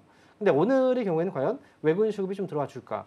원달러 환율이 지금 올라가고 있는 가운데서 외국인 수급이 들어와 준다면 그만큼 한국 증시에 대한 그 모멘텀이 훨씬 더 되게 강하다는 거거든요. 그리고 이 문제에 대해서 크게 이제 큰 영향을 받지 않을 거라는 이제 기대감들이 더 큰 거고. 그래서 오늘은 일단 아침에 개장을 하고 그 다음에 외국인 수급이 과연 이제 들어와 주느냐. 만약 외국인 수급이 많이 들어오지 않고 뭔가 좀 빠지는 모습이 있다면 결국은 이제 후반에 좀 조심을 해야 될 것 같아요. 그래서 일단은 현재 국내 증시의 분위기는 미국장의 분위기와 그대로 뭐 무조건 간다 이렇게 생각하지 마시고요. 여전히 셧다운에 대한 이 우려감은 분명히 이제 나중에는 큰 파장이 또 있을 수 있다는 거 좀 감안해서 보시면 좋을 것 같습니다. 네, 일단 간밤 이 셧다운에 대한 우려가 있었음에도 불구하고 미국 증시는 상승하는 모습을 보였습니다. 하지만 그 흐름이 오늘 국내장까지 이어질지는 좀 계속해서 지켜봐야 될 것 같고요. 특히나 오늘 외국인들의 수급 흐름이 어떤지에 따라서 국내장의 그런 위치들도 변할 수 있다라는 말씀을 해주셨습니다. 그렇다면 이제 반도체 얘기를 안 할 수가 없습니다. 일단 미국에서도 기술주 중심의 랠리가 계속해서 이어졌고요. 또 어제는 국내에서 9월 수출 데이터가 나왔는데 반도체 수출이 굉장히 잘 나왔단 말이죠. 네. 그런데 여기에다가 어제 또 전해졌던 소식이 삼성과 SK가 이제 오픈 AI와 스타게이트 프로젝트 협력 소식까지 나왔어요. 네. 이렇게 계속 반도체 쪽으로는 호재가 쌓이고 있는 이런 상황에서 당연히 실적에 대한 기대감도 높아질 것 같은데 이게 단기 고점에 대한 우려를 좀 해야 되는 건지 아니면은 이 기대감을 계속 가져가도 괜찮을지 궁금합니다. 국내 증시가 지금 아침에 코스피 지수가요, 동시효과에서 2% 넘게 올라갈 걸로 지금 예상이 되고 있거든요. 근데 이 상승의 배경은 하이닉스하고 이 삼성전자가 그 배경이 있다, 이렇게 볼 수가 있습니다. 어제 발표된 이제 9월 수출 동향을 보게 되면은 이 반도체 쪽에서의 이제 수출이 굉장히 좀 많이 늘었습니다. 그리고 예상외로 자동차 쪽도 수출이 많이 늘었단 말이죠. 물론 이제 미국을 제외한 다른 나라에서 대부분 수출이 많이 증가한 건데요. 거기다가 지금 어제 또 뉴스가 나왔던 것 중에서 보시면 오픈 AI CEO 샘 올트먼이죠. 이 사람이 한국에 방문해서 이재명 대통령과의 만남이 있었고요. 그리고 스타게이트 프로젝트에 우리나라 이제 삼성전자하고 하이닉스가 참여하는 이런 이제 MOU 체결 소식도 나왔거든요. 스타게이트 프로젝트가 지금 이제 소프트뱅크하고 오픈 AI 쪽에서 대규모로 이제 데이터 센터를 구축하는 프로젝트인데 이 금액이 700조 원대입니다. 엄청난 금액이거든요. 그래서 여기에 하이닉스하고 삼성전자가 참여를 한다라고 한다면 당연히 거기에 있어서는 굉장히 큰 호재입니다. 대형 호재가 터졌기 때문에 당연히 아침에 주가의 반응도 좀 분명히 좋을 거라고 생각이 들거든요. 그래서 오늘 국내 증시가 사실 올라가게 된다면 하이닉스하고 삼성전자를 필두로 해서 주가가 조금 더 오버슈팅이 좀 나올 수도 있다라고 생각하는데요. 그래서 지금 이제 미국 증시하고 분위기가 좀 다를 수 있다고 얘기를 했는데 전체적인 분위기로 봤을 때는 지금은 분명히 셧다운에 대한 우려감이 있어요. 하지만 지금은 상승장이고 또 거기에서 우리나라 주축이 그 시장에서의 주축이 될 수 있는 삼성전자와 하이닉스의 주가가 아침부터 이렇게 많이 올라가게 된다면 당연히 오늘은 뭐 이제 시장도 3,500포인트를 또 돌파 이상 또 가능할 수도 있습니다. 그런데 이제 중요한 건 다른 종목들의 분위기가 과연 또 같이 따라갈 수 있느냐, 이 부분도 되게 중요하고요. 그래서 한 가지 더 추가적으로 본다면 외국인 수급도 이제 들어오는 걸 확인해야 되는데 이 수급이 이제 IT 쪽에만 집중이 된다, 이렇다고 한다면 그거는 좀 좋은 장은 아니거든요. 그러니까 오늘 외국인들 수급이 IT뿐 아니라 다른 종목들의 수급도 좀 퍼지는 게 보인다면 또 긍정적이지만 만약에 한쪽으로만 쏠려 있다라고 한다면 이건 재료에만 반영이 된 거기 때문에 그래서 일단은 뭐 반도체 쪽은 오늘 시장에서의 분위기는 굉장히 좀 좋지 않을까, 이렇게 예상을 하고 있습니다. 네, 일단 어제 스타게이트 관련해서 여러 가지 좀 좋은 이슈들이 있었기 때문에 오늘 반도체 투탑 상승할 것으로 예측이 되고 있습니다. 삼성전자 프리마켓에서 3% 올라가면서 88,600원 선에서 거래가 되고 있고요. SK 하이닉스 역시나 5% 넘는 상승세 보이면서 지금 38만 원 선을 뚫어낸 모습도 보여지고 있습니다. 하지만 이 수급이 반도체 쪽으로 몰리게 된다면 그리 좋은 시장은 아니기 때문에 과연 오후까지 좀 골고루 수급이 몰리게 되는지도 확인을 해보셔야 될 것 같습니다. 그렇다면 반도체 투탑이 이렇게 잘 가다 보니까 자연스럽게 시선을 소부장단으로도 좀 옮겨볼 수밖에 없을 것 같은데 만약에 이 반도체 밸류체인이 참 많잖아요. 네. 그래서 소부장단으로 좀 시선을 돌려본다면 어느 쪽을 좀 주목을 해보면 좋을까요? 우리나라에서 지금 현재 이번에 스타게이트 프로젝트와 관련해서 우리가 또 이슈를 기대해 본다면 결국은 거기서 투탑이라고 본다면 삼성전자와 하이닉스겠죠. 근데 이제 밑으로 본다면 이제 소부장 관련주들이 있을 텐데 이 안에서 이제 우리가 삼성하고 하이닉스 쪽에 좀 더 매출 비중이 높은 기업들, 그런 기업들 위주로 좀 봐야 되고요. 그리고 또 이 반도체 안에서도 여러 가지 또 사업이 있잖아요. 기본적으로 반도체는 메모리 반도체하고 비메모리 반도체로 또 나뉘잖아요. 근데 지금 여기서 나오는 건 사실 이제 메모리 반도체 쪽에 많이 좀 특화돼서 지금 뉴스들이 나오고 있는 거기 때문에 메모리 반도체 관련주들 쪽으로 해서 우리가 또 시각을 좀 돌려보는 게 좀 좋다라고 생각이 들고요. 그리고 아마도 지금 오늘 아침에 시작을 했을 때 그 종목들이 많이 올라갈 거예요. 그러니까 아침에 올라갔을 때 종목들을 살려고 하면은 당연히 또 장중의 변동성 때문에 손해를 볼 수밖에 없거든요. 그러니까 지금 이 반도체 쪽은 그동안 꾸준하게 이제 시장에서도 이야기를 많이 했었잖아요. 반도체 쪽이 앞으로 좋아질 겁니다. 얘기를 많이 했었고 그 종목들 관련 종목들을 뭐 미리 사놓고 지금 만약에 가져가고 계시다라고 한다면 그냥 가져가시면 돼요. 하지만 만약에 오늘 이 뉴스로 인해서 내가 한번 이쪽에 들어가서 한번 수익을 좀 단기로라도 내볼까라고 한다면 오늘은 이제 아침에 좀 과열이 돼서 주가가 올라가고 그리고 와서 그때가 이제 단기 고점이 좀 될 수 있거든요. 그리고 저희가 또 오늘 지나고 나면 휴장이잖아요. 그래서 반도체 관련주들은 만약에 좀 휴일이 좀 불안하다라고 하신다면 오늘 올라갔을 때 아마 오전에 좀 많이 올라갔을 때 일부 물량을 좀 정리해 보는 것도 저는 괜찮을 것 같고 만약에 나는 그냥 이 반도체 쪽이 앞으로 좀 좋을 거라고 예상을 한다. 그리고 나는 좀 긴 호흡으로 가도 어떻겠냐라고 생각하신다면 저는 여전히 좀 괜찮다고 생각해요. 이 재료들이 계속 노출되고 있고 뭐 엔비디아 주가도 지금 신고가를 계속 기록 중이기 때문에 그래서 일단은 반도체 관련주들은 지금 오늘 다만 이제 문제는 거죠. 오늘 아침에 신규 매수 접근은 좀 위험하다. 이 부분만 참고해서 보시면 좋을 것 같습니다. 네, 일단 소부장단으로 만약에 시선을 돌려보게 된다면 메모리 반도체 쪽으로도 한번 시선을 돌려봐도 괜찮다라는 말씀을 해주셨고요. 다만 지금은 오전장에서 반도체 관련해서 이미 투자 열기가 좀 뜨거운 상황이기 때문에 지금 상황을 보시게 된다면 지금 들어가기에는 따라붙기에는 좀 어려울 것 같다라는 말씀도 주시긴 하셨습니다. 또 앞으로 긴 연휴가 이어져 있는 만큼 앞으로의 좀 투자 포인트를 잘 세워보면서 오늘 시장 함께 출발해보면 좋을 것 같은데요. 지금 장 출발 한 1.97% 오르면서 코스피 출발할 것으로 예상이 되고 있습니다.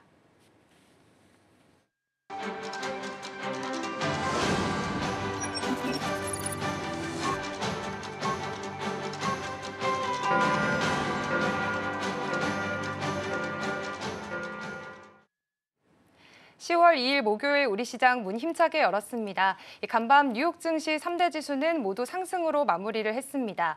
미 연방정부는 셧다운에 돌입을 하긴 했지만 이 3대 지수는 크게 개의치 않는 모습을 보였는데요.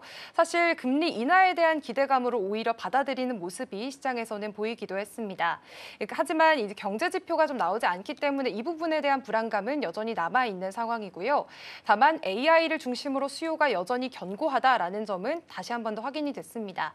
엔비디아는 사상 최고가를 또 경신을 했고요. 또 필라델피아 반도체 지수도 2%가 넘는 상승세 보이면서 좋은 흐름을 보였으니까요. 오늘 국내 시장에서는 어떤 흐름으로 반영이 될지 함께 지켜보시면 좋겠습니다. 그럼 지금 시장 상황 함께 체크를 해보도록 하겠습니다.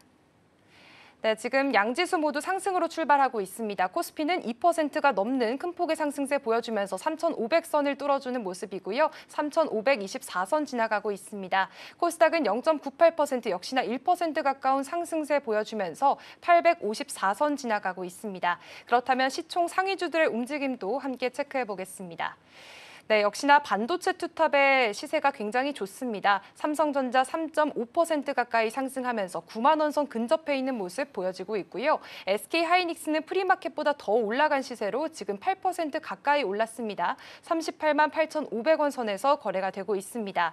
어제 수출 데이터가 잘 나오기도 했고요. 또 오픈 AI와 스타게이트 협력 프로젝트 소식이 있었기 때문에 이 훈풍이 오늘까지도 이어지고 있는 모습 보여지고 있습니다.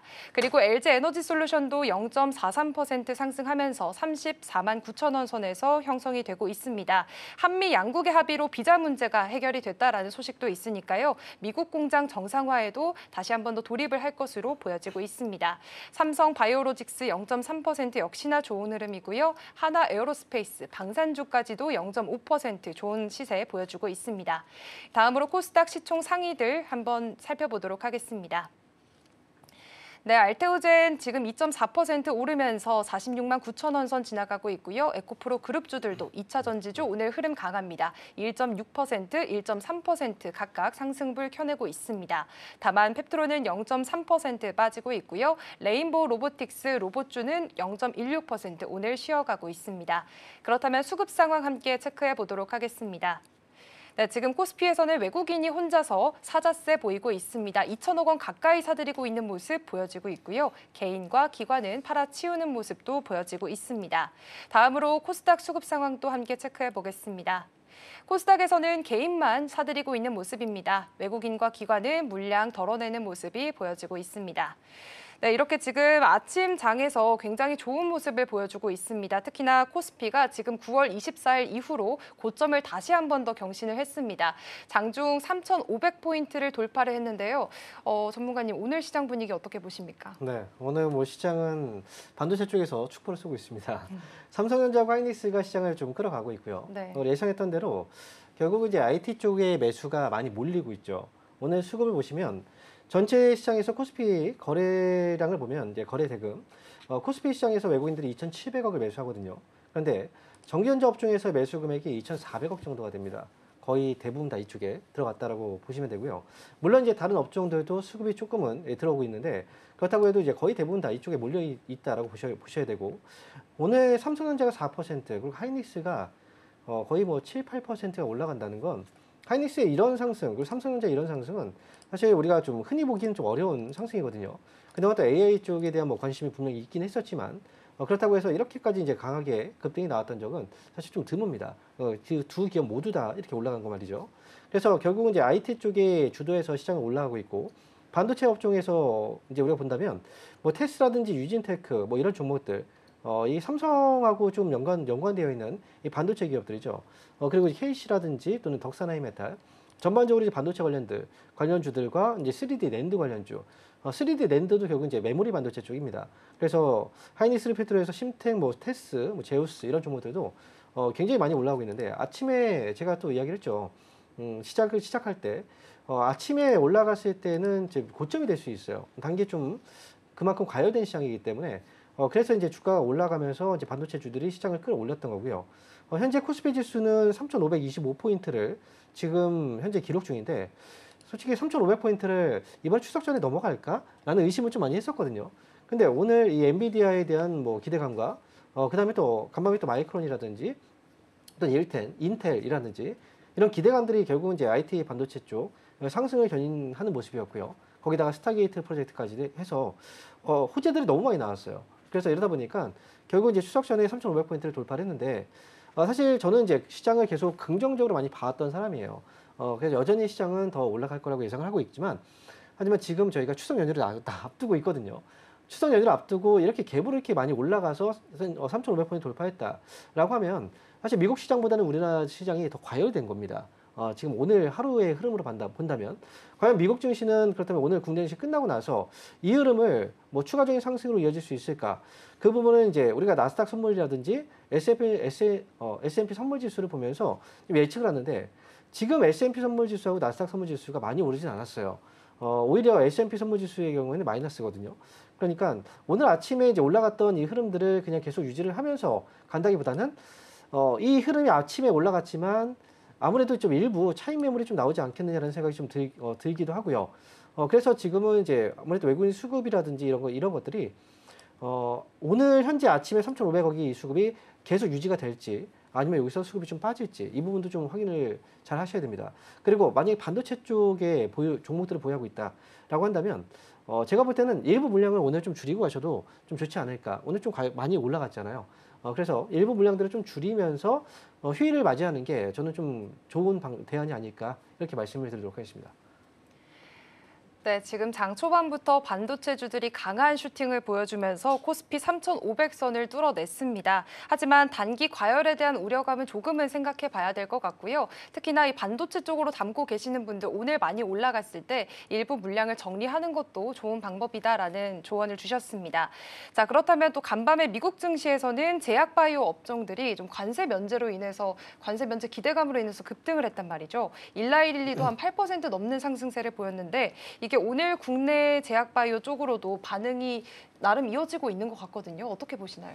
사실 오늘 시장이 전체로 다 올라오고 있기 때문에 제약바이오주가 특별히 많이 올라간다라고 생각이 들진 않아요. 전체적으로 다 상승량이 나왔기 때문에. 하지만 지금 긍정적인 부분은 바로 이 부분이겠죠. 트럼프 대통령이 분명히 10월 1일부터 해서 의약품의 관세 100%를 이제 적용시키겠다라고 했는데 지금 적용을 안 시켰단 말이죠. 이걸 좀 유예를 시켜놨고 왜냐하면 만약에 관세를 올린다고 하면 과연 이제 미국의 제약회사들은 과연 그냥 좋은 일만 있는 건가? 그건 또 아니라는 판단을 했기 때문에 그래서 아무래도 이제 지금 미국의 그 대형 기업들과 약간 조율해 가고 있는 그런 이제 과정이라고 지금 보여지거든요. 그렇다면 이제 국내 증시의 입장에서 본다면 일단은 100% 관세가 지금 바로 당장 부과가 된 건 아닙니다. 그래서 오늘은 이제 호재라고 볼 수가 있어요. 하지만 결국은 관세를 이제 물릴 거란 말이죠. 그리고 미국 기업들하고 이제 다른 나라 기업들하고 경쟁했을 때 미국 기업들이 훨씬 더 좋은 위치에 설 수 있도록 그렇게 해서 다른 나라들을 견제하는 관세를 분명히 매길 거기 때문에 그래서 오늘 뭐 제약바이오주들이 움직이고 있다라고는 하지만 이 100% 관세를 철회시킨 건 아니고요. 유예를 시켜놓은 거기 때문에 잠시. 그래서 여기에서는 큰 반응은 오진 않는 것 같아요. 오히려 트럼프 대통령이 관세를 매기고 이렇게 하겠다라는 결정이 나왔을 때 그때가 이 제약바이오주들의 상승이 시작되는 시기가 아닐까 저는 그렇게 생각을 하는데 그 이유는 바로 이제 불확실성이 해소가 되기 때문이죠. 시장에서는 이미 관세 적용에 대해서는 이미 200%라는 그 얘기까지 나왔었기 때문에 최악의 상황들을 다 반영을 했어요. 하지만 이제 아직 결론이 나오지 않았죠. 이번에 10월 1일부터 결론이 나왔다면 오히려 불확실성이 해소가 되면서 조금 더 빨리 움직이지 않았을까라는 생각을 하는데 여전히 지금 트럼프 쪽에서 이 정책에 대한 그 지연이 좀 있다 보니까 거기다가 지금 이제 셧다운까지 있었죠. 지금 현재 상황이 그렇게 진행되다 보니까 제약바이오 쪽의 불확실성이 여전히 해소가 안 된 상황입니다. 미국 기업들과 어떻게 조율해 나갈지 이런 내용들도 전혀 이제 이야기가 전달되는 바가 없기 때문에 제약바이오주들은 좀 호흡을 좀 길게 가져가실 필요가 길게 가져갈 수밖에 없는 상황입니다. 그렇다고 해서 이 종목이 안 되느냐? 그렇지는 않거든요. 나중에 분명히 또 올라갈 수 있지만 지금 당장 불확실성 해소가 안 됐기 때문에 지금은 이제 오늘 당장 주가가 큰 반응이 없어도 지금은 조금 길게 보시고 조금씩 모아간다라는 관점에서 가신다면 저는 좀 괜찮지 않을까 이렇게 말씀드리겠습니다. 네, 지금 제약바이오 쪽으로 관세 정책이 지연되고 있는 상황이기 때문에 여전히 불확실성은 남아있는 상황입니다. 그렇기 때문에 제약바이오 쪽으로는 호흡을 좀 길게 가져가 보시고 조금씩 모아가는 전략들 함께 제시를 해주셨습니다. 그리고 오늘 시장에서는 또 LG에너지솔루션이 그래도 1.3% 올라가면서 35만 원 선을 뚫어냈단 말이죠. 사실 그동안 지수가 뛰는 동안에도 2차 전지주가 소외받는 흐름을 계속해서 보여왔습니다. 그런데 어제는 이제 LG 엔솔 대규모 그런 구금 사태였던 원인인 비자 문제가 해결이 되면서 이 부분이 해결이 돼서 미국 공장이 다시 진행이 되다 보니까 어느 정도 악재가 해소됐다라고 해석을 해봐도 괜찮을까요? 일단 지금 2차전지 관련주들이 갖고 계시는 분들이 좀 답답할 거예요. 거기다 LG 에너지 솔루션의 경우에는 최근에 보면 이제 해외 수주도 많이 좀 있었고요.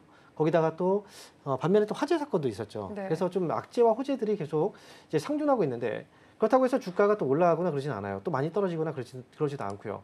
이미 지난 7월 달, 8월 달에 한 차례 올라갔다가 주가가 지금 하락이 나왔고 이제 옆으로 좀 횡보하고 있는 단계. 거기다 비자 문제가 좀 해결이 됐다. 이것도 홍제로 볼 수 있는데 하지만 중요한 건 이제 업황 전체적인 분위기가 또 중요합니다. 물론 이번에 한국에서 9월 이제 수출 데이터가 나왔고 거기에 있어서는 이제 이 전기차 쪽에 대한 수출도 좀 늘어나는 모습이 있었거든요. 그런데 이게 미국에서의 수출이 늘어났다기보다는 미국 외에 다른 시장에서 수출이 또 늘어나는 부분이 있고 그리고 2차전지 쪽은 아무래도 이제 얼마 전에 화재 사건에 대한 불안감 그리고 전체적으로 본다면 이제 미국에서 지난번에 갑작스럽게 미국 내에서의 전기차 판매량이 굉장히 늘어났던 적이 있거든요. 근데 미국에서 세액 공제가 종료가 됐잖아요. 그 전에 일시적으로 이제 증가를 했던 부분이고 결국은 앞으로는 미국 내에서도 전기차 판매량은 30% 이상이 감소할 거라는 그런 예측 보고서들이 나오고 있거든요. 그렇다면 전기차 2차전지 쪽은 과연 이런 상황에서도 불구하고 좀 좋은 성과를 앞으로 낼 수 있는가? 제가 볼 때는 기대감만 지금 남아있고 사실상은 성과를 제대로 올리지 못하고 있는 상황이라고 저는 생각을 해요. 그래서 2차전지 쪽은 뭐 전기차 배터리 쪽도 있고 그다음에 ESS 에너지 전용 시스템도 이쪽도 이제 우리가 또 큰 기대를 갖고 있긴 하지만 실제 성과라든지 그다음에 업황 자체가 좋아질 수 있는 것보다는 오히려 좀 부진할 수밖에 없는 그런 상황들이 계속 지속되다 보니까 관련 이 종목들이 앞으로 좀 길게 봐도 올라갈 수 있느냐라고 본다면 저는 아직은 좀 미지수다. 그게 좀 어렵다라고 저는 생각을 하고 있어요. 그래서 전기차 관련주들은 좀 얼마 전에도 이제 올라갈 때는 증권사 쪽에서 비중 확대 보고서가 나왔는데 또 떨어지니까 비중 축소 보고서가 나오잖아요. 그러니까 여전히 증권사 안에서도 판단이 지금 안 서고 있는 거예요. 여러분들이 지금 그런 상황에서 전기차 2차전지 쪽이 싸다고 해서 매수를 한다고 하면 이거는 투자에 있어서 성공하기는 좀 어렵지 않을까 저는 이렇게 말씀을 드려보도록 하겠습니다. 네, 지금 2차 전지 쪽으로는 아직까지 업황이 미지수인 상태이기 때문에 이쪽으로 좀 투자 접근을 세워보시는 거는 좀 조심할 필요가 있어 보입니다. 그리고 지금 두산 에너빌리티가 6만 5천 원 선을 뚫어서나 싶었는데 지금 0.3% 다시 떨어지고 있는 흐름입니다. 어제는 사실 AI 수요가 확인이 되면서 데이터 센터가 증가를 하면 이걸 돌리기 위한 전력원으로 원전주들이 급등을 하는 흐름을 보였었는데 사실 두산 에너빌리티가 6만 원대 밑으로 내려가진 않는데 6만 5천 원 선 뚫는 게 되게 힘겨워 보이긴 하거든요. 그렇다면 이 저항선을 뚫어내기 위해서는 더 큰 모멘텀이 필요하다고 보실까요? 네. 두산 에너빌리티가 사실 우리가 차트적인 부분을 본다면 가장 중요한 가격은 7만 원이라고 볼 수가 있어요. 7만 원 가격을 넘어섰냐 아니면 넘어서지 못하느냐. 만약 7만 원 가격에서 뭐 조금만 더 올라온다 하더라도 결국은 또 밀릴 수밖에 없는 구조거든요. 지금 원전 쪽은 기대감들이 굉장히 좀 많이 있죠. 분명히. 데이터 센터를 통해서 전력을 공급하기 위해서도 원전이라는 게 분명히 좀 필수적으로 필요하고요. 그렇다고 한다면 이제 원전주들도 올라갈 수가 있는데 그런 과정에서 우리가 두산 에너빌리티의 경우에는 원전주 중에서도 대장주라고 지금 많이 거론이 되었던 종목이고 실제 주가도 정말 많이 올랐습니다. 과거의 주가가 뭐 17,000원 뭐 이 정도의 가격에서 7만 원까지 올랐으니까 엄청나게 올라온 거죠. 지금은 옆으로 올라갔다가 옆으로 좀 횡보하고 있기 때문에 아무래도 다음 상승이 또 기대되지 않을까라고 생각을 할 수 있는데 물론 원전 쪽은 앞으로 긍정적이라고 봐요. 근데 그 원전 쪽이 긍정적이라고 하더라도 이 주가가 무한적으로 계속 올라갈 수는 없거든요. 그러니까 그 종목들이 일부 종목들은 약간 교체가 좀 될 수도 있다라는 거죠. 대장주들이 조금 약간 좀 바뀔 수도 있다. 지금은 원전 쪽은 일단 뭐 미국에서의 어떤 이제 기대감들, 수주 기대감들이라든지 또 앞으로 데이터 센터에 대한 이쪽이 이제 커지게 된다면 전력원으로서 원전 쪽은 분명히 좀 필수적인 요소가 될 수 있습니다. 관련 종목들은 관심은 가지시되 많이 올라간 종목들의 경우에는 사실 지금은 좀 부담이 됩니다. 그 대표적인 종목이 이제 두산 에너빌리티고 만약에 원전 쪽을 보게 된다면 아무래도 이제 우리가 K 원전 이제 팀코리아라고 얘기하죠. 정부에서 주도하고 있는 그쪽 원전 관련주들은 상대적으로 많이 오르진 않았거든요. 그 종목들이 오히려 가격적인 부분에서의 메리트가 좀 더 있지 않을까 생각이 들고요. 뭐 한전 기술이라든지 뭐 한전 산업이라든지 이런 종목들이겠죠. 그리고 이제 나머지 일단 원전 쪽에서의 그 이제 시각은 보유자의 입장에서는 계속 끌고 갈 수 있는 종목이긴 해요. 그리고 신규자 입장에서 본다면 두산 에너빌리티를 보기보다는 아무래도 조금 더 이제 낮은 위치에 있는 종목들을 보시는 게 오히려 조금 더 부담 없이 수익을 낼 수 있는 방법이 아닐까 이렇게 말씀드리겠습니다. 네, 데이터 센터로 인해서 원전은 필요하긴 하지만 지금 대장주인 두산 에너빌리티는 좀 고가인 부분이 있기 때문에 보유자의 영역으로 생각을 해보시면 될 것 같고요. 나머지 팀코리아 원전주들 관련해서 한번 뭐 매수에 대한 그런 투자 포인트 세워보시는 것도 나쁘지 않은 전략일 것 같습니다. 스탁포인트는 여기서 마무리하도록 하겠습니다. SCTV 황민혁 전문가와 함께했습니다. 고맙습니다. 네, 감사합니다.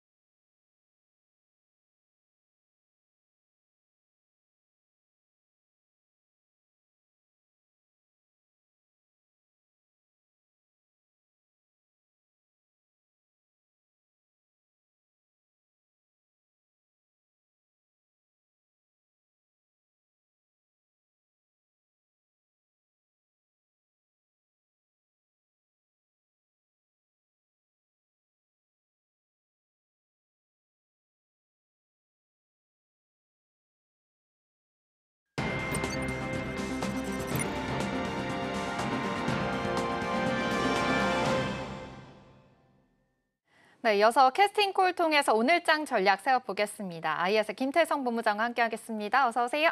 네, 안녕하세요. 네, 오늘장 전략들 자세하게 짚어봐야겠죠. 오늘 시장 분위기가 굉장히 좋습니다. 연휴 하루 앞둔 오늘인데도 불구하고 지금 코스피가 1.9% 상승하고 있고요. 코스닥도 0.6% 상승하면서 특히나 코스피가 사상 최고로 이제 3,500을 이제 돌파했다라고도 볼 수 있겠습니다. 외국인도 코스피 시장에서 지금 많이 들어오고 있는 모습이거든요. 함께 이야기 나눠보겠습니다. 와, 본부장님 오늘 연휴 하루 앞뒀는데 이렇게 시장이 너무 잘 가고 있습니다. 지금의 분위기 어떻게 보고 계실까요? 네, 일단 저도 내심 놀랐습니다. 네. 좋을 거는 알았지만 이렇게까지 좋을 수 있나 싶을 정도로 10만 전자와 40만 닉스가 언제 될까 우리가 이 질문을 올해 8월, 9월 달에 많이 했지 않습니까? 그렇죠. 한번 달리기 시작하니까 10만 전자, 40만 닉스도 이제 또 결국 코앞인 것 같고 어느새 코스피 지수가 3,500을 넘어섰습니다. 우리가 이제 4,000 코스피, 4,000P, 5,000P를 이야기를 했었을 때 야, 3,100, 3,200도 안 됐는데 네. 3,500 가는 게 먼저 아니야? 라고 했었었죠. 근데 그 3,500을 오늘 이제 시원하게 돌파하는 모습이 나왔는데 한 가지 좀 아쉬운 건 두 가지. 첫 번째는 시기. 시기. 만약 연휴가 없었다라면 네. 연휴가 있어서 저도 좋습니다. 그런데 연휴가 없었더라면 아마 이 상승세 연속성이 조금은 더 강하게 나왔을 가능성이 높습니다. 근데 지금 연휴를 앞두고 이렇게 생각한 것보다 더 강한 모습을 보이면 투자자들의 심리는 다 똑같거든요. 이렇게 올랐으니까 일부는 좀 매도를 하고 내가 연휴를 갔다 와도 되겠다라는 생각이 있어서 장 초반에는 지금 굉장히 강하나 장 중후반부에는 조금은 흐름을 유심히 지켜봐야 된다 이렇게 좀 생각이 들고 있고, 두 번째 제가 지금 그렇게 좀 약간의 부정적인 스탠스를 취하는 이유는 오늘 우리나라 코스피 상승률이 2%대가 넘습니다. 네. 그런데 외국인들의 코스피 현물 수급을 보면 엄청나게 다른 날보다 많이 매수를 했느냐? 그건 아니거든요. 그렇다고 그러면 어제처럼 혹은 최근에 지수가 상승할 때처럼 선물에서 매수세가 많이 들어오는 거냐? 또 그것도 아니에요. 이제 옵션 시장을 보면 지수가 상승하는데 베팅하는 걸 우리가 콜옵션이라고 하죠. 네. 그리고 하락하는데 베팅하는 걸 풋옵션이라고 하는데 또 콜옵션도 매도를 합니다. 그러니까 일정 부분 굉장히 큰 손들이라고 불리우는 메이저 주체들도 최근에 좀 강력하게 담아왔던 어떤 포트의 비중을 약간은 매도를 확정을 하고 있는 그러한 장 초반이다 보니 초반의 움직임에 너무 크게 연연하실 필요 없고 장 중후반부의 흐름을 보시면서 그러면 우리가 오늘 연휴를 앞두고 있더라도 매수를 해야 될 쪽과 네. 아니면 리스크 관리해야 될 쪽을 저는 나누는 데 더 집중을 해야 된다라는 의견 드리겠습니다. 어떻게 나눠야 될지 좀 네. 고민이 될 것 같은데요. 일단 지금 오늘 바로 연휴를 코앞에 두고 지금 계속 뚫지 못했던 3,500이 지금 뚫어진 상황이기 때문에 사실 이 랠리가 더 갈 수 있었는데 연휴 때문에 조금은 우려사항들이 있다라고 좀 생각을 해볼 수가 있겠습니다. 그럼 연휴 동안 좀 어떤 일이 일어날지가 또 다른 변수가 될 것 같은데요. 사실 이 연휴 끝나고 돌아오면 실적 시즌도 시작이 되잖아요. 관련해서 그렇다면 오늘의 전략 안에서는 좀 어떻게 채워보면 좋을까요? 일단은 연휴 끝나고 오더라도 쉽게 바뀌지 않는 숫자는 역시나 반도체입니다. 마이크론 테크놀로지를 통해서 우리가 이번 분기 실적과 향후의 가이던스를 굉장히 잘 확인을 했고 네. 이 긍정적인 영향은 삼성전자와 SK하이닉스에게 모두 전이가 될 가능성이 높은 거죠. 그 이유는 뭐냐면 디램의 생산 라인과 HBM에 대한 생산 라인이 동일합니다.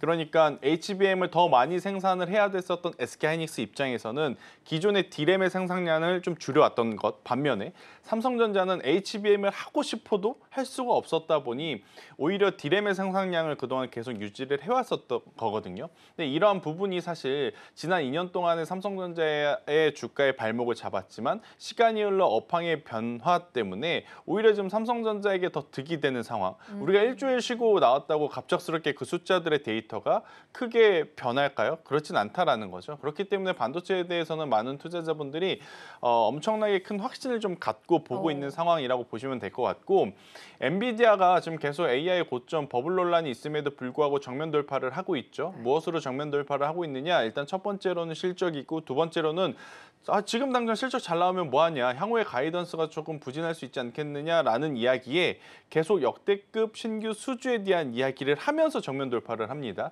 특히나 이번 주에 코어 웨이브라고 하는 기업이 메타의 20조에 가까운 데이터 센터 관련 장비 부품을 납품을 하기로 했죠. 근데 여기에 들어가는 칩이 어디 거냐라고 뚜껑을 열어봤더니 이것도 엔비디아의 블랙엘 칩이었다고 지금 확인이 됩니다. 그래서 이제 엔비디아가 또다시 신고가 영역으로 간 상황이라 저는 반도체 같은 경우에는 숫자에 대한 변화는 크게 나타나진 않을 거다. 이 변화는 안 좋은 쪽으로의 변화입니다. 긍정적으로의 변화는 크게 나타날 가능성은 높지만 안 좋은 쪽으로의 변화는 극히 드물기 때문에 반도체에 대한 관심도는 저는 여전히 높게 가져가 보셔도 괜찮다는 의견 드리겠습니다. 네. 연휴 끝나고 오면 실적 시즌이만큼 또 가장 먼저 삼성전자 잠정 실적이 나올 예정인데요. 그래도 여전히 이 반도체 쪽으로 긍정적인 모멘텀 주셨습니다. 이와 세부적인 전략들은 잠시 후에 짚어보도록 하겠고요. 사실 지금 상황에서 연휴 기간 동안 좀 우려할 사항이 셧다운이지 않을까 싶어요. 어제 또 셧다운이 이제 됐고 이제 본격적으로 뭐 경제 지표도 안 나오고 네. 업무도 중단이 된 상황이잖아요. 연휴 기간 동안 어떠한 또 악재가 일어날지가 좀 변수일 것 같은데 이에 대해서는 어떻게 보고 계세요?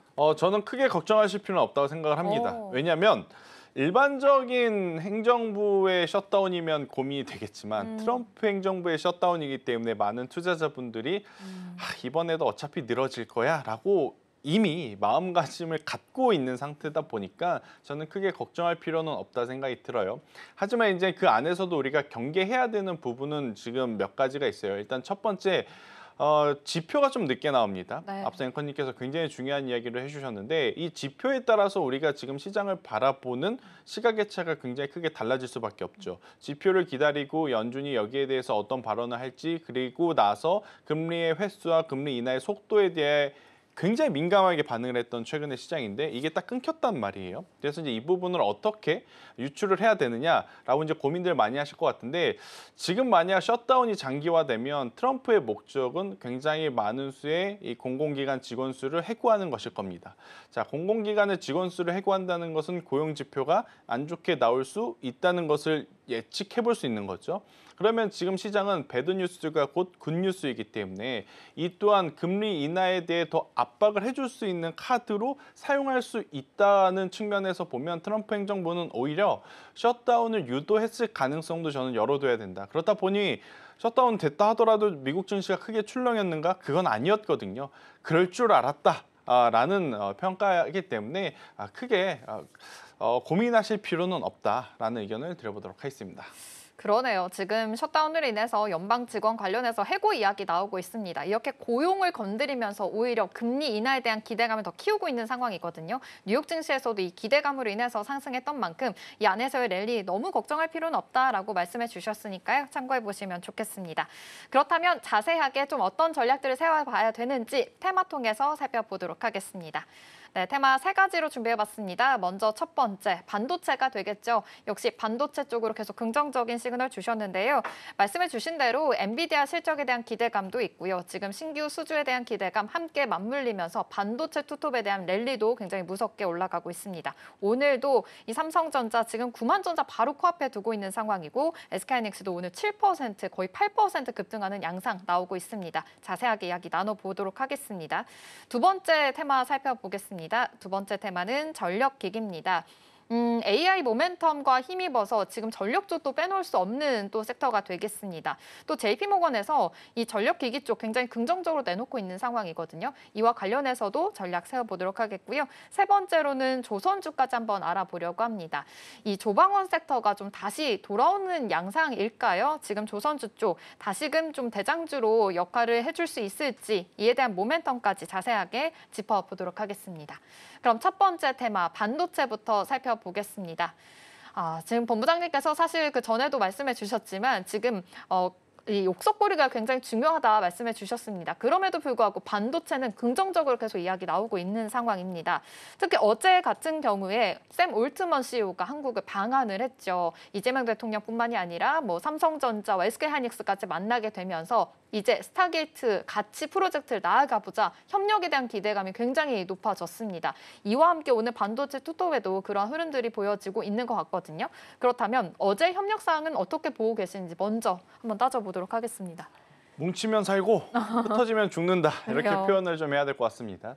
지금 우리가 상대해야 되는 시장의 경쟁사들을 보면 엄청나게 큰 기업들이 많죠. 네. 대표적으로 삼성전자는 지금 TSMC와 뭐 경쟁이라고 할 수도 없습니다. 예전에는 경쟁이라는 단어를 붙여볼 만했지만 요새는 워낙 압도적으로 TSMC가 잘하고 있기 때문에 그래서 빨리 조금이라도 쫓아가야 되는 입장의 삼성전자, 네. 또 SK하이닉스 같은 경우에는 삼성전자를 좀 제외하고라도 마이크론이라든지 다른 기업들이 또 치고 올라오는 것을 제치고 앞으로 나아가야 되는 그러한 입장이다 보니 지금 서로 기싸움할 필요는 저는 없고 같이 좀 협업을 통해서 아니면 전략적으로 제휴를 통해서 빠르게 산업 성장을 일궈내는 게 좋지 않을까라는 생각을 하는데 뭐 실질적인 협업은 아니라 할지라도 그래도 굉장히 좋은 저는 그림을 봤다는 생각이 들어요. 따로 만난 것이 아니라 삼성전자와 SK하이닉스 여기에 AI의 아버지라고 불리는 샘 올트먼까지 다 같이 만났다는 것은 저는 굉장히 의미 있는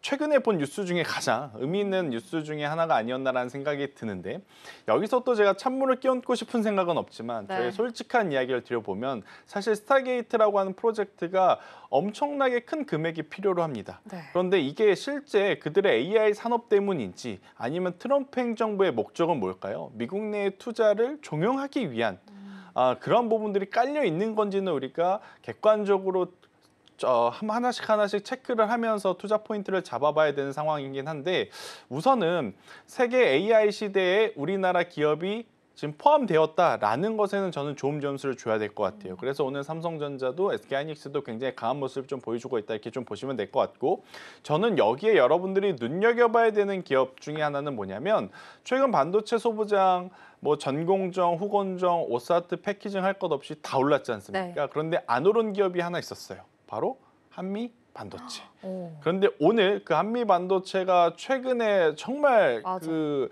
지지부진한 흐름을 깨고 네. 7%대의 강세를 보이고 있는 것을 보면 어제 이제 스타게이트를 통해서 삼성전자, SK하이닉스가 전략적으로 제휴 협약을 한다 했었을 때 한미 반도체의 어떤 이 본딩 장비에 대한 가치가 굉장히 또 도드라질 수 있겠구나라고 많이들 생각을 하시는 것 같아요.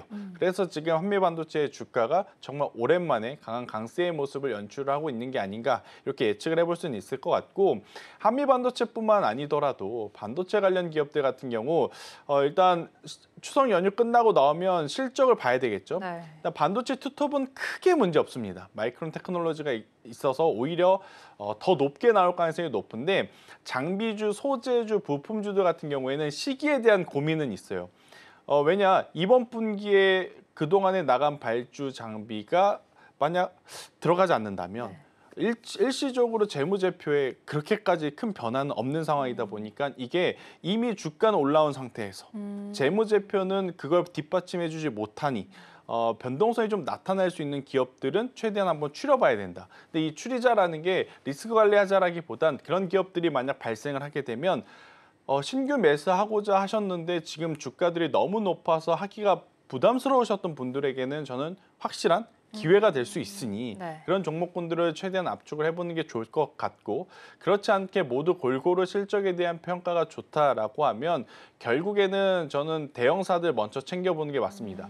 이수페타시스, SNS텍, 이오테크닉스 여기에 지금 가장 중요한 포인트 최근 9월 달에 반도체가 이렇게 강하게 올라올 수 있었던 이유는 DDR4의 가격 상승이잖아요. 네. DDR4의 가격 상승은 왜 만들어졌나요? 수요도 많았지만 공급이 부족했기 때문에 우리가 그걸 쇼티지라고 표현을 하는데 쇼티지를 해소하려면 방법은 딱 하나입니다.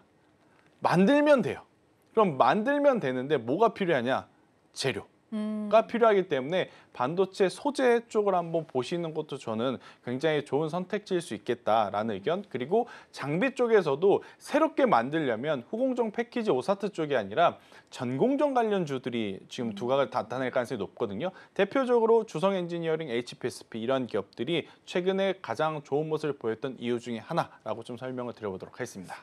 반도체 안에서 어떻게 옥석거리면 좋을지 좀 추가 질문해보고 싶었는데 말씀해 주셨습니다. 지금 소재 쪽 좋다 이렇게 말씀해 주셨고 후공정보다는 전공정 쪽으로 함께 보면 좋을 것 같다는 생각까지 듭니다. 지금 쇼티지 이야기해 주셨는데요. 이렇게 반도체 쪽으로도 지금 이제 공급 관련돼서 이야기해 주셨지만 사실 전력 기기 쪽으로도 쇼티지 현상이 있다라고도 볼 수 있겠습니다. 두 번째 테마로 바로 넘어가 보겠습니다. 요즘 AI 모멘텀 힘입어서 전력 기기도 같이 모멘텀 받아가는 모습이에요. 이 안에서 사실 조금 더 들여다보자면 대형사는 올라가고 네. 중소형사는 좀 떨어지고 있는 양상이거든요. 이 안에서는 어떤 전략들이 좀 필요할까요? 여러분들이 지금 가장 정확한 걸 체크해야 되는 네. 거거든요. 왜 대형사는 올라가는데 중소형사들은 떨어지나요? 반도체는 대형사가 올라가니까 중소형사들이 지금 쫓아가는데 전력기기는 왜 반대인가요? 계속 간극이 벌어지나요? 이건 관세 여파 때문에 그렇습니다. 그러니까 지금 전력기기 3대장이라고 불리는 HD현대 일렉트릭, 효성중공업, LS일렉트릭은 미국에 공장이 있어요. 네. 하지만 그 하위단에 있는 기업들, 재룡전기, 아니면 일진전기, 산일전기, 미국 내에 아직은 공장을 가지고 있지 못합니다. 지금 우리가 추석 연휴 지나고 나와서 가장 먼저 또 체크를 해야 될 요소 중에 하나는 뭐냐면 트럼프가 입을 어떤 식으로 열었는지, 어떤 섹터에 관세를 100% 매긴다고 했는지. 근데 만약 이게 전력기기라고 하는 산업에 또 영향을 주게 된다면 중소형사들은 앞으로 올라갈 확률보다는 약간의 기간적인 조정에 들어갈 확률이 높은 반면에 대형사들 같은 경우에는 훨씬 더 기회의 장이 되는 거죠. 왜? 관세 매겨도 상관이 없거든요. 관세율 제로이기 때문에. 그래서 저는 HD현대 일렉트릭을 여전히 강력하게 좀 보셨으면 좋겠다는 생각을 하고 있는 이유 중에 또 하나는 뭐냐면 반도체가 간다고 생각을 하는데 전력기기가 안 간다고 생각을 하면 이건 앞뒤가 안 맞습니다. 그러니까요. 반도체가 간다 생각하시는 분들은 네. 전력기기도 간다고 생각을 해야 앞뒤가 맞는 지금 산업 구조거든요. 그래서 삼성전자, SK하이닉스가 뭐 10만 전자, 40만 닉스 간다는데 전력기기는 너무 많이 올라와서 안 갈 것 같아. 이렇게 생각을 하면 안 된다. 그들이 간다면 전력기기도 저는 갈 수 있다. 이렇게 보셔야 될 것 같고, 대신에 이제 3대장 중에 HD 현대일렉트릭과 효성중공업을 먼저 보신 게 맞을 것 같고요. LS일렉트릭은 뭐가 조금 이제 체크를 해야 되냐면 네. 배전 쪽인데, 배전은 사실 허들 자체가 그렇게 높은 산업은 아니에요. 그러니까 우리나라 LS일렉트릭이 굉장히 좋은 기술력을 가지고 있지만 미국 내 다른 기업들도 일정 수준은 보여줄 수 있는 상황이라서 저는 기술적으로는 여전히 HD 현대일렉트릭과 효성중공업을 먼저 보신 게 맞고, 대신에 유럽 쪽에 대한 대규모 수주 공시가 LS일렉트릭으로부터 나오게 된다면 그때는 LS일렉트릭을 봐도 저는 상관이 없다는 의견까지 한번 드려보도록 하겠습니다. 네, 지금 전력기기 안에서 대형사가 오르고 중소형사가 떨어지는 이유, 가장 큰 이유 관세 이야기해 주셨습니다. 사실 그래도 대형사 쪽으로는 계속 긍정적인 모멘텀이 있는 만큼 이 3사 중에서 효성중공업, HD 현대일렉트릭 좀 더 보시면 좋을 것 같다 말씀해 주셨는데, 사실 이쪽 분야도 계속해서 너무 잘 갔거든요. 근데 신규 접근하기에는 조금 부담이 되긴 합니다. 이쪽은 또 어떻게 보고 계세요? 저는 그래도 네. 추석 끝나고 나와서 한번 이틀 정도는 보셨다가 어느 정도 이제 안정세를 좀 찾아간다라고 하면 신규 매수도 괜찮지 않겠는가. 결국 지금 우리나라 지수에 대한 고민을 좀 해보실 필요는 있는데, 지수에 대해서는 뭐 상법 개정안까지 도움을 주면서 계속 올라올 가능성이 높잖아요. 그리고 더욱 포인트는 지금 원달러 환율이 사실 절대적인 수치만 놓고 보면 우리나라 시장이 그렇게까지 우호적인 상황은 아님에도 불구하고 외국인들이 들어오는 이유를 여러분들이 아셔야 돼요. 네. 그러니까 통상적으로 경기에 대한 어떤 문제가 있어서 원달러 환율이 이렇게 1,400원대 위에서 플레이가 되면 이것은 심각한 외국인 수급 이탈로 이어질 수는 있습니다. 하지만 우리나라 지금 원화만 약세인가? 그건 아니거든요. 엔화, 위안화, 유로화 다 약세인 수준이다 보니 환율에 대한 1,400원대 압박은 크게 걱정할 필요 없고, 그렇게 된다면 외국인들이 우리나라에 들어와서 살 수 있는 섹터가 정해져 있어요. 일단 첫 번째 반도체 사겠죠. 네. 그다음에 전력기기 사겠죠. 그다음에 에너지 쪽을 살 가능성이 굉장히 높은 상황이다 보니까 저는 전력기기, 전력설비 여기에 뭐 잠시 후에 시간이 되면 말씀 한번 드리겠지만 조선 관련 주들도 꼭 네. 한 번씩은 체크를 해볼 필요가 있다는 의견까지 드려보도록 하겠습니다. 아, 좋습니다. 사실 환율적인 부분도 좀 궁금했는데 시원하게 말씀해 주셨습니다. 지금 너무 우려할 사항은 아니다라고 이야기한 만큼 이 계속해서 잘 갈 섹터들 눈여겨보시면 좋겠는데, 조선주까지 짧게 한번 이야기 나눠보겠습니다. 조선주 이야기 안에서도 사실 좀 기자재 쪽으로 좀 주목을 받고 있는 것 네. 같거든요. 어제 같은 경우에도 하나 엔진이 굉장히 잘 갔어요. 엔진 쪽, 이쪽 기자재 쪽은 어떻게 보고 계세요? 엔진도 좋은데 어제 그제 이틀 동안 좀 과하게 움직였다. 네. 그러니까 조선 쪽은, 그러니까 반도체 쪽은 저는 연휴 전이라도 담아갈 수 있는 종목이 있다면 담아가는 게 좋지만 조선은 한 번 정도는 좀 쉬었다 가는 게 맞지 않을까라는 생각이 들어요. 에이펙이라고 하는 이벤트도 우리가 추석 기간에 있지 않습니까? 네. 그걸 보고 와서 선택을 해도 괜찮다 생각이 들고, 아니 왜 그런데 기자재 쪽에서 엔진 쪽이 그렇게 강했나요라고 생각을 하면, 지금 조선 관련한 수주를 우리나라에게만 오는 게 아니라 중국에게도 오고 일본에게도 오고 유럽에게도 오겠죠. 그런데 이제 공통적으로 들어가는 부품들 중에 엔진 쪽은 우리나라 엔진 시장 점유율이 굉장히 급격하게 늘어났습니다. 그러니까 HD 현대 마린 엔진, 네. 하나 엔진처럼 엔진 쪽에 특화되어 있는 기업들의 주가가 최근에 좋았던 것을 한번 또 체크해 드릴 수 있을 것 같고요. 두 번째로는 피팅 밸브류를 여러분들이 보셔야 돼요. 피팅 밸브류가 오늘 밀릴 수밖에 없습니다. 조선과 조선 기자재가 오늘 밀릴 수밖에 없는 게 반도체가 너무 강해요. 그러니까 다들 이제 이쪽 부분에서 일정 부분 정리하고 수급이 지금이라도 반도체 사야겠다라는 네. 것 때문에 지금 이게 약한 것뿐이지, 조선 기자재 관련해서 오늘 악재 나온 거 없습니다. 그러니까 이 부분은 걱정하실 필요는 없는데, 왜 피팅 밸브류를 제가 이야기를 드리냐면 조선업에만 들어가는 게 아니에요. 이 피팅 밸브류가. 플랜트 사업에도 들어가고 인프라 투자에도 들어가고 전력 설비 원전에도 들어갑니다. 그렇기 때문에 저는 만약 조선과 조선 기자재를 보신다면 조선 쪽에서는 수주가 가장 그래도 최근까지 활발했던 게 삼성중공업. 네. 그리고 기자재 쪽에서는 엔진은 HD한테 마린 엔진. 그리고 벨브류 쪽에서는 성강 밴드를 한번 보시는 게 맞지 않을까라는 생각이 들고 있고, 말 나온 김에 조선 이야기를 하나만 더 이야기를 드려보면, 조선 빅4가 최근 들어 왜 이렇게 좀 정체되어 있나요?라고 생각을 하실 수는 있을 것 같아요. 왜냐, 올 초만 하더라도 하루가 다르게 아무래도 이제 수주 공시가 나오고 있고 조선에 대한 좋은 이야기가 나왔는데, 최근에 보면 주가가 막 그렇게까지 활발하다는 느낌을 못 받고 있거든요. 근데 너무 걱정하실 필요가 없는 게 3에서 5년째 일감을 지금 다 받아놨습니다. 그러니까 조선사들은 고객사에서 요청이 와도 본인들의 입맛에 맞게 조금이라도 단가가 높은 배를 수주하기 위해서 선택적인 수주를 할 수밖에 없는 시기다 보니,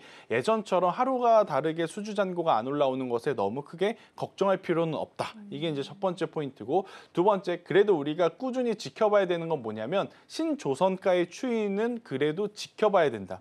우리가 조선주의 슈퍼사이클의 기본적인 어떤 조건 중에 하나는 뭐냐면, 앞서서 수주가 많이 들어오는 것도 필요하지만 만약에 이게 저가 수주면 어떡하겠습니까? 그러면 조선사들은 만들어 놓고 적자만 보잖아요. 더 중요한 건 만들어낸 새로운 배의 가격, 그걸 이제 신조선가라고 하는데, 신조선가가 높으면 높을수록 조선사들에게는 이윤이 많이 남아요. 그래서 신조선가의 추이는 한 번 정도는 더 체크를 해보면서 고민해 보실 필요는 있지 않겠는가라는 의견 드리겠습니다. 네, 신조선가 추이 좀 체크를 해봐야겠네요. 역시 조선주, 대장주 쪽으로 계속 그래도 수주 너무 걱정하지 말아도 된다 이렇게 말씀해 주셨고, 엔진, 밸브 쪽으로도 긍정적인 시그널 주셨으니까요. 이 점까지 함께 확인해 보시면 좋겠습니다. 요즘 시장이 너무 잘 가고 있고 반도체가 아무래도 시장 계속해서 이끌고 있다 보니까 이 안에서 어떤 종목을 사야 되는지가 굉장히 궁금합니다. 탑픽 종목은 어떻게 될까요? 저는 코미코라고 하는 기업을 여러분들이 한번 보셨으면 좋겠습니다. 코미코는 또 어떤 기업이냐라고 하실 수는 있겠는데, 코미코는 반도체 세정 쪽에 이제 특화되어 있는 기업이고, 미코세라믹스라고 하는 자회사를 통해서 반도체 매출이 꾸준히 발생을 하고 있는 기업이라고 보시면 됩니다. 지금 중국 쪽으로 갈 거냐 미국 쪽으로 갈 거냐 많이들 고민을 하시죠. 그런데 이제 미코세라믹스 같은 경우에는 중국 쪽의 습식 히터류를 이제 부품을 공급을 하면서 굉장히 좋은 매출을 내고 있고, 또 미국에선 관세에 대한 영향도 안 받을 수 있습니다. 왜? 오스틴에 공장을 가지고 있기 때문에. 그래서 중국 시장에도 미국 시장에도 붙어서 충분히 지금 성과를 내고 있는 기업이 어디냐라고 했었을 때, 저는 코미코라고 하는 기업도 여러분들이 빼놓지 않고 꼭 한번 보셨으면 좋겠다라는 의견 드려보면서, 코미코가 최근 이제 반도체 소부장 랠리에 동참했던 게 아니라 기존부터 꾸준히 우상향 해왔던 기업입니다. 그러니까 테마적으로 보시기보단 실적주로 중장기적인 관점으로 보시는 게 더 좋지 않을까라는 의견 드리겠습니다. 네, 실적도 잘 나올 수 있을 기대감도 있고 중장기적으로 너무 좋다 말씀해 주신 만큼 코미코 기대해 보셔도 좋겠는데요. 오늘 시장 안에서도 3% 시세 보여주고 있는 상황입니다.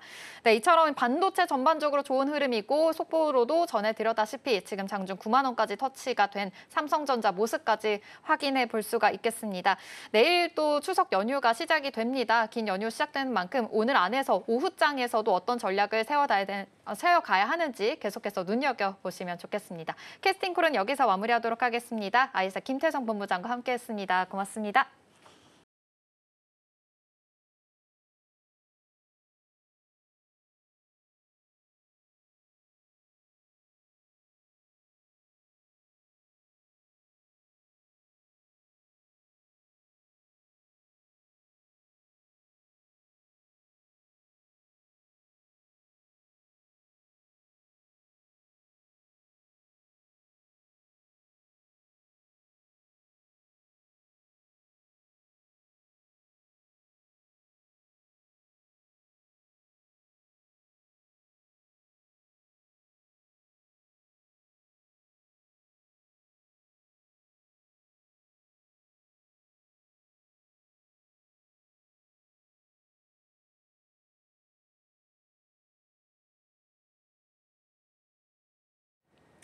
네, 지금 이 시각 시장 상황 한번 체크해 보겠습니다. 간밤 미국에서는 결국 우려했던 일이 일어나고 말았습니다. 미 연방정부가 셧다운에 돌입을 했습니다. 하지만 그럼에도 미국 뉴욕 3대 지수는 일제히 상승 마감해줬고요. 이 안에서 S&P 500은 사상 최고치를 또 한 번 갈아치웠습니다. 결국에는 셧다운이 일시적일 것이다 라는 낙관론이 더 지배적이었던 겁니다. 자, 그렇다면 우리 시장으로 넘어가 보겠습니다. 어제 우리 양시장은 모두 1% 아래의 소폭 상승세로 마감해줬습니다. 오늘 우리 시장 좀 살펴봤을 때는 프리마켓에서 주가가 크게 들썩이는 모습들을 확인할 수 있었는데요. 그 안에서 반도체 투톱의 움직임이 가장 눈에 띄었습니다. 오늘 과연 우리 마감장까지 이 흐름들이 잘 이어질 수 있을지 계속해서 체크해 봐야겠습니다. 그렇다면 지수 먼저 체크해 보도록 하겠습니다. 네, 코스피가 3,500선을 넘어섰습니다. 사상 최고치를 갈아치웠는데요. 코스피가 장 시작과 함께 힘차게 치고 올라가는 모습을 확인할 수 있었습니다. 그 흐름 유지해주고 있고요. 현재 2% 넘는 강한 상승세 보여주고 있습니다. 코스닥도 함께 오르고 있습니다. 850.26포인트 지나가고 있는데요. 코스닥은 그래도 코스피에 비해서 약한 상승세를 보여주고 있습니다. 장 초반과 비교했을 때는 소폭, 상승폭을 줄여가는 모습 확인해 볼 수 있습니다. 코스닥 0.59% 오르고 있습니다. 자, 그렇다면 수급 상황도 이어서 체크해 보도록 하겠습니다. 네, 오늘 일단 코스피 수급에서는 외국인이 이 수급 안에서 주도적인 흐름을 보여주고 있습니다. 무려 8천억 원 넘게 담고 있는데요. 반면에 개인과 기관은 덜어냅니다. 개인은 8천억 원 넘게 매도하고 있고 기관은 494억 원 정도 물량을 덜어내주고 있습니다. 자, 그렇다면 코스닥 수급도 이어서 체크해 볼까요? 네, 코스닥에서는 외국인과 기관이 동시에 물량을 좀 함께 팔자세를 보여주고 있습니다. 반면 개인은 695억 원 담아내는 흐름 보여주고 있습니다. 자, 그렇다면 코스피 안에서 오늘 어떤 업종들이 주도하고 있는지 상승 업종부터 살펴보시죠. 네, 오늘 단연 전기전자 업종이 눈에 띕니다. 정말 강한 시세를 뿜어내주고 있는데요. 5% 넘는 상승세 현재 보여주고 있습니다. 반도체 훈풍이 오늘장까지도 계속 지속되고 있는 모습 확인해 볼 수 있고 전반적인 랠리가 이어지고 있는 모습들 전기전자 업종의 상승을 통해서 확인해 볼 수 있습니다. 자, 이어서 제조업도 오늘 흐름이 좋습니다. 3% 가까운 상승세 보여주고 있고요. 이어서 유통업, 그리고 의료정밀, 금융업까지도 상승 흐름 나타내주고 있습니다. 마지막으로 증권까지 1.26%의 오름세 보입니다. 자, 그렇다면 코스피에서 오늘 어떤 업종이 하락하고 있을까요? 네, 오늘 코스피에서는 건설업이 지금 1위를 차지하고 있습니다. 1.46% 하락하고 있고 이어서 음식료품과 전기가스업이 뒤를 잇고 있습니다. 마지막으로 운수장비, 철강 및 금속, 기계가 각각 0.66%, 0.57%, 0.31%로 1% 아래에서 내림세 보여주고 있습니다. 코스닥 상위 업종도 살펴보겠습니다. 네, 코스닥에서도 마찬가지로 일반 전기전자가 오늘 시세 좋게 나오고 있습니다. 2% 가까운 상승세 현재 보여주고 있고요. 이어서 기계 장비도 마찬가지로 1.5% 정도의 상승세, 이어서 건설과 유통, 제조까지도 상승 업종에서 오늘 코스피에 차지하고 있는 모습들 확인해 볼 수가 있습니다. 자, 그렇다면 코스닥 하락 업종도 한번 살펴보시죠. 네, 일단 운송 장비 및 부품이 1.31%로 내리고 있습니다. 이어서 오락 문화도 0.95% 정도, 지금은 0.87% 내리고 있고요. 기타 제조부터 섬유 의류까지 오늘 코스피와 코스닥 모두 반도체가 주도하고 있고 이외에 여러 가지 업종들이 선별적인 흐름을 보여주고 있다는 점 확인해 볼 수가 있습니다. 자, 그렇다면 거래대금으로 넘어가 보겠습니다. 코스피부터 확인해 보겠습니다.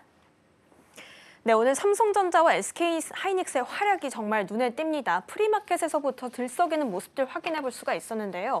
결국 우리 시장 오늘 촉각은 여기에 달려있는 것 같습니다. 삼성전자가 9만 전자를 찍는지 SK하이닉스가 40만 닉스를 찍게 되는지가 관건인 것 같은데요.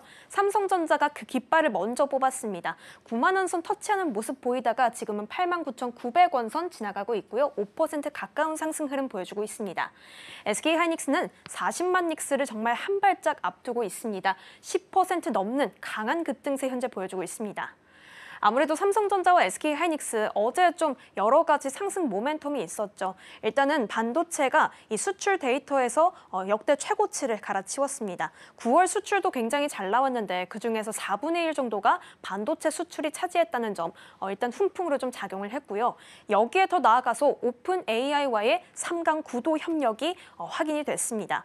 이 오픈 AI의 스타게이트 프로젝트에 삼성전자와 SK하이닉스가 HBM을 공급하게 되면서 공급 파트너사로 자리하게 됐는데요. 이 훈풍이 오늘 시장까지도 이어지면서 양 투톱 오늘 강한 상승 뿜어내주고 있습니다. 세 번째로 명인제약 어제에 이어 오늘도 좀 상승세 흐름 나타나고 있습니다. 어제 정말 급등을 했죠. 110% 넘는 상승률을 보여주고 있었는데 오늘은 3% 가까운 상승세 현재 나타내주고 있습니다. 자, 이어서 한미반도체입니다. 한미반도체가 오랜만에 상승세를 보여줬습니다. 한동안은 정말 부진한 흐름들을 나타내주고 있었는데 거기서 탈출하려는 모습 보여주고 있고요. 한미반도체 지금 현재 반도체 훈풍이 계속 이어지고 메모리 슈퍼사이클 이야기까지 나오면서 후공청 업체까지도 수혜가 이어지고 있는 모습들 확인해 볼 수가 있습니다. 한미반도체 10만 1,700원 선 지나가고 있습니다. 마지막으로 네이버는 오늘 내립니다. 차익 실현이 계속해서 나오는 모습들이 보이고 있는데 0.2% 하락하면서 25만 4천 원 지나가고 있습니다. 코스닥 거래대금 상위도 이어서 살펴보겠습니다. 네, 로보티즈는 오늘 내립니다. 4거래일 연속 상승세를 보이면서 로봇주 안에서 견고한 흐름들을 보여주고 있었는데 오늘은 내리면서 5% 넘게 하락하고 있습니다. 이어서 오늘 반도체 훈풍이 정말 여러 가지로 좀 확인할 수가 있습니다. 소부장부터 CXL 여러 테마들로 확장되고 있는 모습들 나타내고 있는데요. 한국 PIM, 네오셈 그리고 여러 가지 기업들 오늘 좋은 흐름들 있는 것들 확인해 볼 수가 있습니다. 한국 PIM은 5% 가까운 상승세, 네오셈 오늘 강하게 뿜어냅니다. 20% 넘는 상승세 보여주고 있는데요. 이 CXL이 요즘 주목받고 있는 테마라는 점 확인해 보시면 좋겠습니다. 이어서 UNAI는 16% 넘는 상승세, 덕산 하이메탈은 14.63% 오르고 있습니다. 지금까지 시황센터였습니다. 네, 오늘은 연휴 전 마지막 거래일이었습니다. 오늘 기분 좋은 시장 분위기 이어지고 있죠. 양시장 모두 상승하면서 특히 코스피가 3,500선을 돌파하면서 사상 최고가 향해서 걸어가고 있습니다. 여기 안에서는 반도체 투톱이 이끌어주는 양상인데요. 연휴 끝나고 10월 13일에 삼성전자 잠정 실적이 또 발표가 될 예정입니다. 이전까지 함께 참고해 보시면 좋겠습니다. 본 방송에서 제공하는 정보는 투자 판단을 위한 조언일 뿐 해당 종목의 가치와 수익률을 보장하지 않습니다. 저희는 연휴 잘 쉬고 다음 주 금요일에 돌아오도록 하겠습니다. 함께해 주신 여러분 고맙습니다.